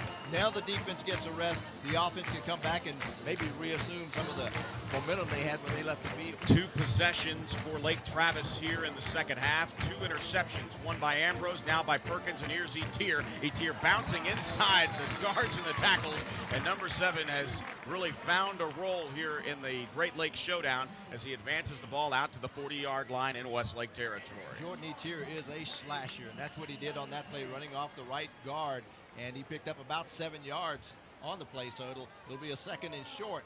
But Westlake needs to throw some first downs together and more points on the board, and this would be a good opportunity for them to do it. 7-yard pickup for Etier as we're inside 10 minutes to play. It'll be Etier along with Dornack in the backfield. 2 wide receivers here to the near side right. Ferguson now in motion from the near side right to the far side left. That leaves Walker on an island here at the 40.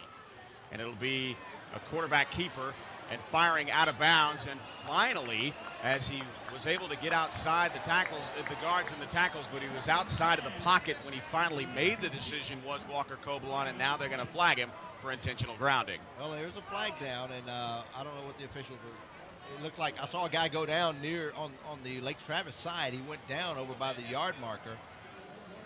Yeah, it's a legal man downfield is actually the official call. It looked like he got outside the guards and the tackles. That wasn't the problem. So it looked like he had gotten a little bit too close for comfort there. But again, the official call, legal man downfield, and that'll back the offense up just a bit here, and we'll redo 2nd down. But and Dan Neal may be able to comment on this, Joe, but a quarterback like Walker Kobalon, who runs a lot, you never know when he's going to throw it or when he's going to run it. So a lot of times, if you get a guy downfield, if you get an offensive lineman downfield, they're thinking, okay, he's taking off, and he decides to throw it. This is going to back the ball up to the 35-yard line, so they lose 5 on the play from the 30 to the 30, from the 40 to the 35. So it'll be 2nd down and about 8 yards. As Tucker is in the ball game as a slot receiver. He's the man in motion, and the give is to Etier. Etier with huge room up the middle, across the 45 out to midfield. First down yardage and more for Jordan Etier.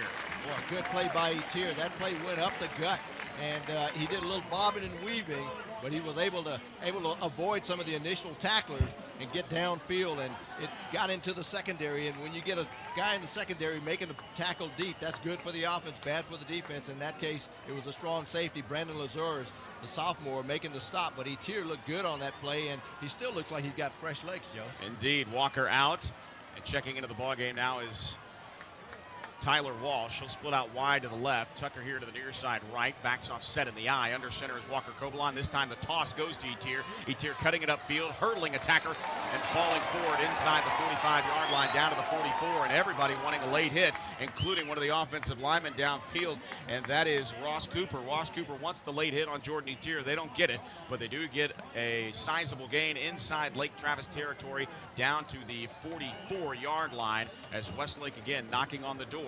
It'll be a gain of 5, 2nd down and a long 5 coming up for Westlake. Walker Kobalon shouting to Kendrick Cutzinger. He goes in motion from the far side to the near side. Backs off set out of the eye, and the handoff again goes to Etier. Etier until they find a way to stop him, and that time they do. Excellent play up front by Double Nichols. It was Matt Kunzler making the stop there initially on Jordan Etier. No gain. 3rd down coming up for the Chaps. Matt Kunzler was a nose guard. He was flanked by Nick Whitehair. The two of them were able to get to Etier before he could pick up much yardage on the play, and we've got an official's timeout. Indeed, about a half-yard gain, and as we take the official timeout, they're going to bring it out. Not too sure what this official timeout is about. Oh, I see exactly what's going on. Unfortunately, Sean Robinson, the young man who returned the fumble 81 yards for the touchdown in the 2nd quarter, has been helped off the field due to an injury. And it looks like he was favoring that left leg, and he's being carried all the way to the bench. Unfortunate break there for Lake Travis. Let's hope Robinson is okay. 3rd down and 4. Huge play here for the Chaps on the Lake Travis side of the field. Hard count by Walker Kobalon. The give to Jordan Etier. He has first down yardage and more to the 35-30. Cuts it back upfield and falls down at the 25-yard line. A huge gain for Jordan Etier, and we're getting close. Perry Watson, I don't think we've ever seen this out of a Westlake player. He had over 100 yards receiving in the first half. He's very close to getting 100 yards rushing here in the second half. Well, you know, if you got a horse, you ride him. And right now, Etier is that horse for Westlake. He's doing it catching the ball, and he's doing it on the ground. But he's making good decisions at the point of attack, and he's eluding the first tacklers and getting into the secondary. And that time, Marcus Pate, number 33, came in. I think he's replaced Mr. Robinson. Backs off set out of the eye. 2 wide receivers, 1 each way. The handoff inside. This time will go to Dornack. Dornack tough running, and he's stopped right at the line of scrimmage. No gain for Dornack.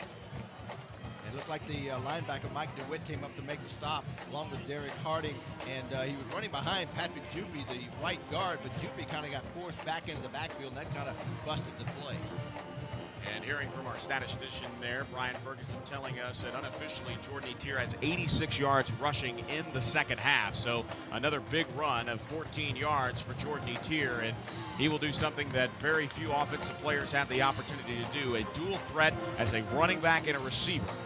2 wide receivers each way. Second down and 10 from the Lake Travis 25-yard line. It'll be a quarterback draw play, and Walker's free into the end zone. Touchdown Westlake from 25 yards out. Walker Copeland uses the foot speed and waltzes into the end zone untouched. Touchdown Westlake. It looked like the fake may have gone to Dornack, and he went left, and Copeland kept it up the gut. And once he got to about the 15-yard line, you could see the Red Sea party, and he got into the end zone with no problem standing up. A huge run of 25 yards by Walker Copeland to score the go-ahead touchdown. Tucker on for the extra point opportunity. Etier to hold Uribe to snap.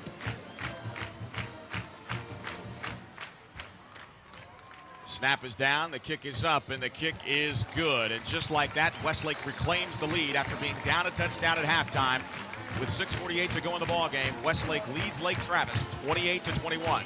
The Great Lakes Showdown from Chaparral Stadium continues in a moment. This is Westlake football.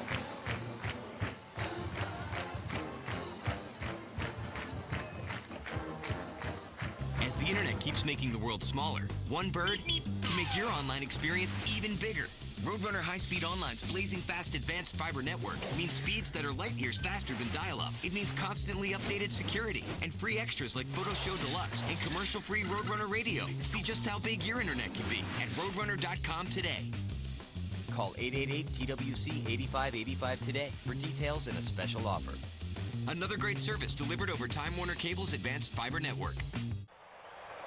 Down by 6, driving into the enclosed part of the horseshoe with a record crowd of over 105,000 mostly hostile fans. It's second down and 9 at the 24-yard line. Number 10 waiting for the snap, has him back to pass, looking, a lot of time, lofts it into the corner. It's caught. It's a touchdown. What a catch. Leaping for it. He hauls it in the corner. Great pass, great route, great time for Rudy's Country Store and Barbecue.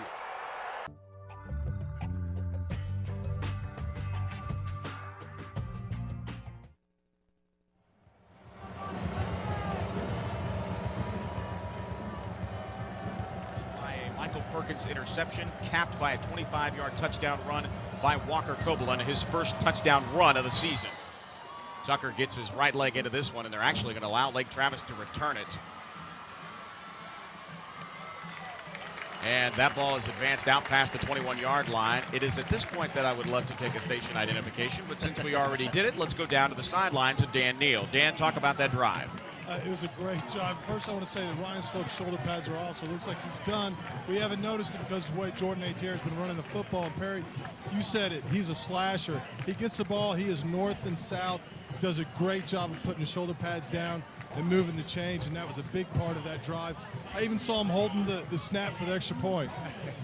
Everything but driving the bus, and because they're home. Who knows? Maybe he would have driven the bus coming back from Abilene. We have no idea, but never mind, as Lake Travis now gets an opportunity. It'll be first down and 10 from their own 21-yard line. Gilbert back to pass. It is complete over the middle, and dragging down the receiver is Ryan Ambrose, and he brings down Cade McCrary. And after the touchdown, we haven't said the name McCrary in a long time. No, and on that play, he ran from the right side across the field and ended up on the left side of the field, and Ryan Ambrose ran him down and made him pay. He mugged him when he got to it. Well, that's exactly what, Coach Dwayne Aquina, the defensive coordinator for the Texas Longhorns, calls it. Him and Larry McDuff call this the Desert Swarm, and it's that idea that you use your speed to your advantage and make the play. You give them about 8 yards, but at least you make the play. Here's play action, and Gilbert is under pressure. The pass out into the flat.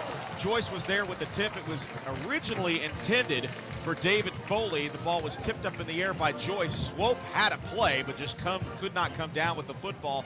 And that time, the play action pass did not work, as again we see the Westlake Chaparrals doing something that we have not seen a Chaparral defense do in a long time, and they are all over Garrett Gilbert. Well, and he was lucky he didn't get sacked on that play. He avoided the defender and got the pass off, and then he was fortunate that the ball wasn't picked off. Again, third down and a short one. The ball resting just inside the 30-yard line. They need the 31, do Lake Travis. Inside 6 minutes, they hand it off to Wrinkle. Wrinkle is absolutely drilled by Cameron Nichols. Wow, what a huge play by the senior linebacker. Stopped him right in his tracks at the 30-yard line. No gain, and Cameron Nichols erupts on Wrinkle. Down on the one, that's what they call a haymaker.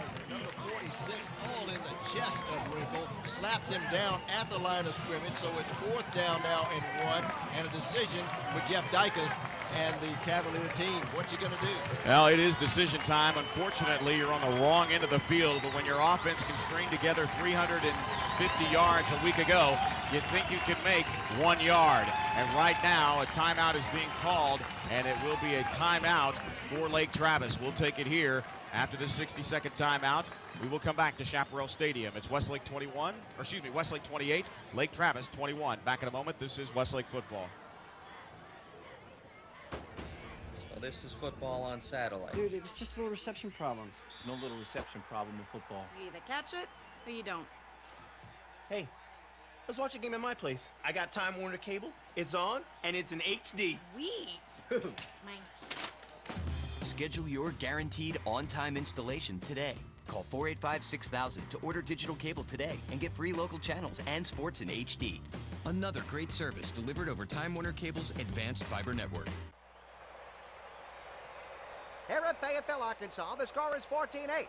In this conference final, 4:47 remaining, as we now have a most critical fourth down play at their own 43.5. And going for broke, and he has it. What a toss. A play count right from the 43 down to the 13. It's a first down. Now that was courage.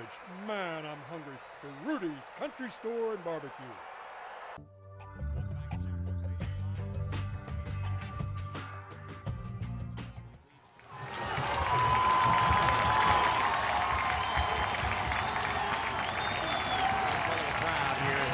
Stadium, as it'll be fourth down and 1 at the 30-yard line. They need the 31.5.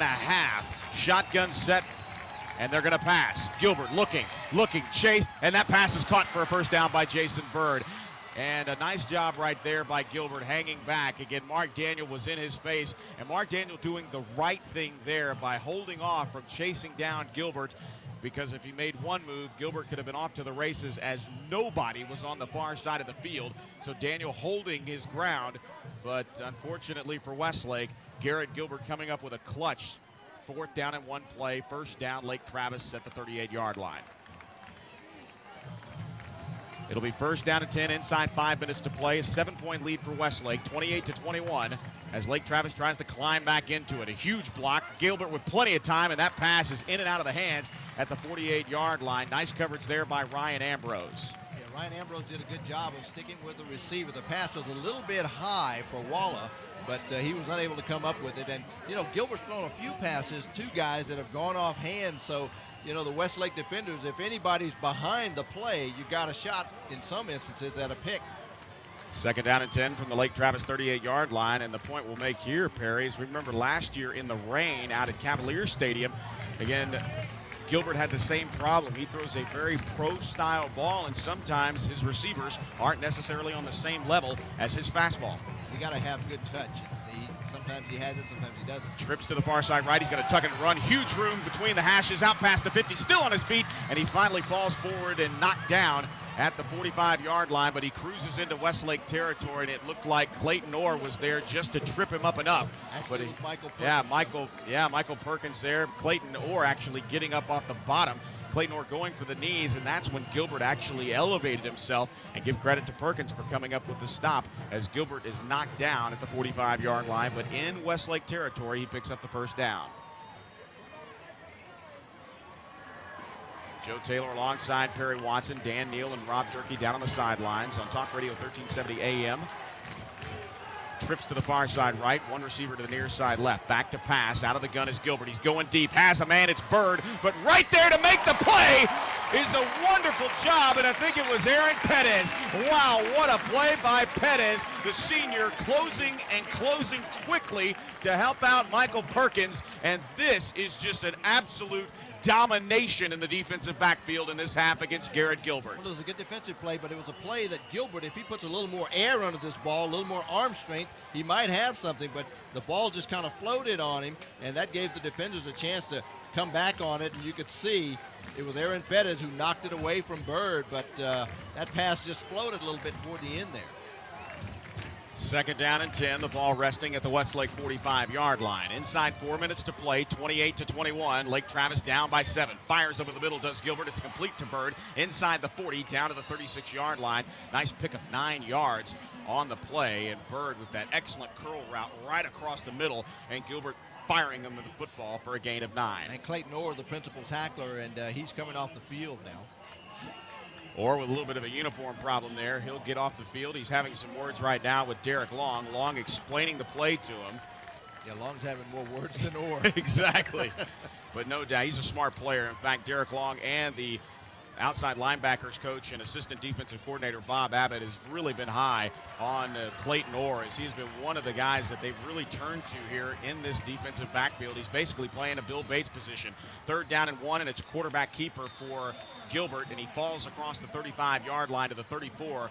Gains about 2 on that 6'3" frame, and it's a 1st down for Lake Travis, and they are driving the football, Perry, and right now the defense has to make a stop. It's 1st down and 10, fresh set of downs at the Chaparral 34. Well, and earlier I think Dan mentioned the fact that the defense has been out there a while. You talked about it, and I saw on the last pass play the defensive line making a charge toward the quarterback, but really running into a stalemate, and I think some of that may be a little bit of fatigue, but they've got to dig down a little deep here and try to stop him.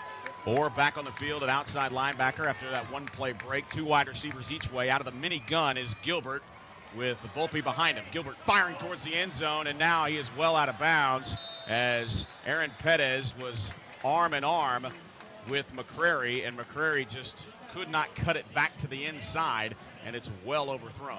Yeah, and I see Gilbert, and I think McCrary was kind of complaining to the official. Gilbert's now complaining that McCrary was pushed out of bounds, but the ball apparently wasn't in the air, and it wasn't a catchable ball at that, so they'll just tee it up again from the 34-yard line. It was about 5 yards behind Dan Neal, who's standing right at the 10-yard line.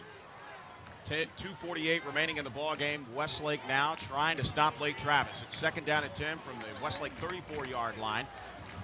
Mini shotgun again with Volpe behind Gilbert as he rolls out to the right. Pressure coming, firing up his back foot. That pass is caught by Bird, and a 1st down catch of about 12 yards on the pickup, and that ball is caught just inside the 25-yard line. In fact, the near side judge is going to come in and mark Bird down at the 23. Well, give Gilbert some credit on that play because Omar Ontiveros, the nose tackle for Westlake, was in his face as he threw it, but he stood in there and got the ball off for completion. It'll be 1st down and 10. Cavaliers driving with 2:30 to play in the ball game. Lake Travis trailing by 7 here in the Great Lakes Showdown, presented by Chick-fil-A here at Chaparral Stadium, live in the hills of Westlake in Austin, Texas. Beautiful skyline as we look from our press box here high atop Chaparral Stadium. Gilbert fires over the middle. That pass complete again to Bird. Bird inside the 15, down to the 10-yard line, and that curl route again exploiting the middle of the defense for Westlake, and it's another 1st down, and it looks like now Gilbert and Bird hooking up with no problem at all. And they're throwing across the middle, and so in that play, Ryan Ambrose, the corner, came up to make the stop, but he was open with Bird in the middle of the field, did a little circle turn there in the middle of the field to get the ball down to the 10. It'll be 1st down and goal from the 10-yard line. Inside 2 minutes to play here in the ball game. 28-21, Westlake clinging to a 7-point lead. Quick drop out of the minigun. They swing it out into the flat, and that pass is off the hands of Austin Wrinkle, and Wrinkle paid the price. Thank you very much, Mark Daniel. Well, I'll tell you what, if you're going to get hit, you might as well hold on to the ball because Mark Daniel laid a shot on him as the ball glanced off him. And so a good play by 47, and Wrinkle will remember number 47. Indeed, or checking back into the ball game with the defensive play as Mark Daniel getting an opportunity to match his counterpart or I should say his teammate there on the inside linebacking core, Mark Daniel. And Mark Daniel and Cameron Nichols, both of them co-Chaps of the week. And if you remember all the Chaps of the week, Mike Joyce, Cameron Nichols, and Mark Daniel, all of them having a whale of a gain at the linebacker spot. Now the quarterback keeper as the pocket breaks down inside the 10-yard line, down to the 9, and falling forward is Gilbert down to the 7-yard line. And it looks like they're going to give him a favorable spot there between the 7 and the 6. And it will be second down and goal coming up for, check that, it's actually going to be third down and goal inside the 7-yard line. Yeah, give some credit to Alex Miller, the defensive tackle for Westlake. He stayed home and was able to make the stop. How huge is this play, Perry Watson? Again, it'll be third down and goal. If the defense can come up with a stop, it'll be up to the right leg of Thomas Rebo. Here's the snap, a quick snap at that. Rolling to the near side is Gilbert. Fires to the end zone, and it is in and out of the hands of the defensive player down in the field, and it looked like possibly Ryan. No, it's Louis Swope. Louis Swope is very happy that he was able to make the play, but now he got tangled up with the intended receiver. I think it was McCrary in the back of the end zone, but Swope coming off the field limping, and that's both Swope brothers injured here in tonight's ball game. We'll go down. In fact, we'll actually go down now as Lake Travis will take their second time out, and we'll keep it here in Chaparral Stadium. We go down to the sidelines. TicketCity.com brings you Dan Neal. And Dan, that was a heck of a throw, but into traffic for Garrett Gilbert. Yeah, it was. I think that's going to be the play of the game right there. If this one coming up is not. Really, Lake Travis' only success the second half throwing the ball has been underneath to the linebacker coverage. Westlake secondary, the DBs and safeties have done a great job all night and on this drive of shutting down anything outside for Lake Travis. What Westlake has working for him here is the field is compressed. The ball's on the 7. You've got that plus the 10 yards of the end zone, so they can't run deep routes, and there's going to be a lot of congestion in the middle of the field. On that play, by the way, number 7, Garrett Gilbert, picking himself up off his britches because he was knocked down. And you mentioned that Louis Swope came out, and I saw Chase Womack go in. Chase Womack will have an opportunity. Again, Womack is the backup in that particular formation, and Womack again getting the opportunity, but Louis Swope, to his credit, came off the field, went right over to Brad Dawkins, and Brad actually able to work on Louis Swope, and now he is walking without a limp, and it looks like it might have been just a cramp. Now, we talked to Coach Long, or I should say Rob Durkee talked to Coach Long, and he mentioned the humidity definitely playing a factor. But if you didn't think fourth down and 1 was huge about 5 minutes ago, fourth down and goal from the 6 is very big. This is the game. This is the game for Lake Travis. They're trying to even the score, and this is it. 67 seconds remaining. Fourth and goal from the 6. Gilbert out of the gun. Looking. Still looking. And he's going to be fires to the end zone, and the pass is intercepted. It's intercepted. Touchback for Westlake. The third interception of the second half, and Westlake will cruise to their second straight Great Lakes Showdown victory. And it looked like Ryan Pettis came up with it, and there was pressure put on Garrett Gilbert, and you can see Mark Daniel getting his hands on him, an ill-advised pass because he was in the grasp of Daniel, and number 20, Ryan Pettis, goes up, pulls it down in the end zone. Aaron Pettis, the senior, again, he's made play after play, and he and Perkins seem to have it really worked out on that far side. They move him over to Rover. Perkins takes the cornerback spot on the left side, and those two tonight have been a wall on the right side of the offense, and everybody's celebrating, including Ryan Ambrose, as Ryan Swope has come back off the field. He doesn't have pads on, but he looks to be okay. No need to waste Ryan Swope. Heal up for A&M Consolidated next week. Taking a knee is Walker Cobalon. That'll drive the clock inside a minute to play, and a huge defensive effort here as 3 interceptions on all 3 drives for Westlake, all of them picked off in the end zone. Yeah, and you talk about turnovers playing a role. Well, turnovers is the name of the game tonight, and a lot of scores off turnovers, including the last Westlake touchdown, which was a go-ahead score. So, and then Lake Travis trying to go in and tie and can't get it done. 25 seconds as Walker will take a knee on 2nd and 10 from the 20-yard line, and he will take a knee, and that should do it. Ladies and gentlemen, the Westlake Chaparrals traveled 200 miles to Abilene, Texas. Got their clock cleaned by a top 10 Abilene Eagle ball club. And for the second straight time in school history as these two teams and these two schools separated by Lake Travis. Westlake is victorious. For the first time in the 2007 season, they've got the record back to 500. And as the clock expires, the final score, Westlake 28, Lake Travis 21. Bring out the 75-pound Chick-fil-A trophy. It's time for some artwork as Westlake cleans up again. They're 2-0 in the series lifetime as they win tonight, 28-21. I thought you were going to say the 25-pound Chick-fil-A sandwich. No, but maybe later. Oh, what are we kidding? Later is an appetizer at Redbud Grill at the corner of Lost Tarleton. Make sure you stay tuned to the postgame show brought to you by the Hyatt Regency Lost Pines as Alan Williams now is the owner of the very successful franchise of Chick-fil-A right there in the village of Westlake, a proud sponsor of the broadcast as well. And that trophy has been sitting in Coach Long's office for a year, and it'll sit there for one more year, we hope. Now, after realignment, Perry Watson, which is definitely happening at the end of this football and athletic season, who knows? Yeah. If the numbers are right, the 9th grade center has been built. The freshmen are in a separate spot at Lake Travis. The indoor bubble is complete. And if Lake Travis has the right amount of numbers, you could see the Cavaliers make the jump up to 5A. And if you are the University Interscholastic League, Perry Watson, you cannot allow realignment without these two teams playing in the same district, and what a matchup that would be for at least 2 seasons. Well, and Lake Travis has proven it. We've seen them for 2 straight years. They've proven to be an exciting team, a team with a wide open offense, and that's what they came out here with tonight, but the turnovers get them in.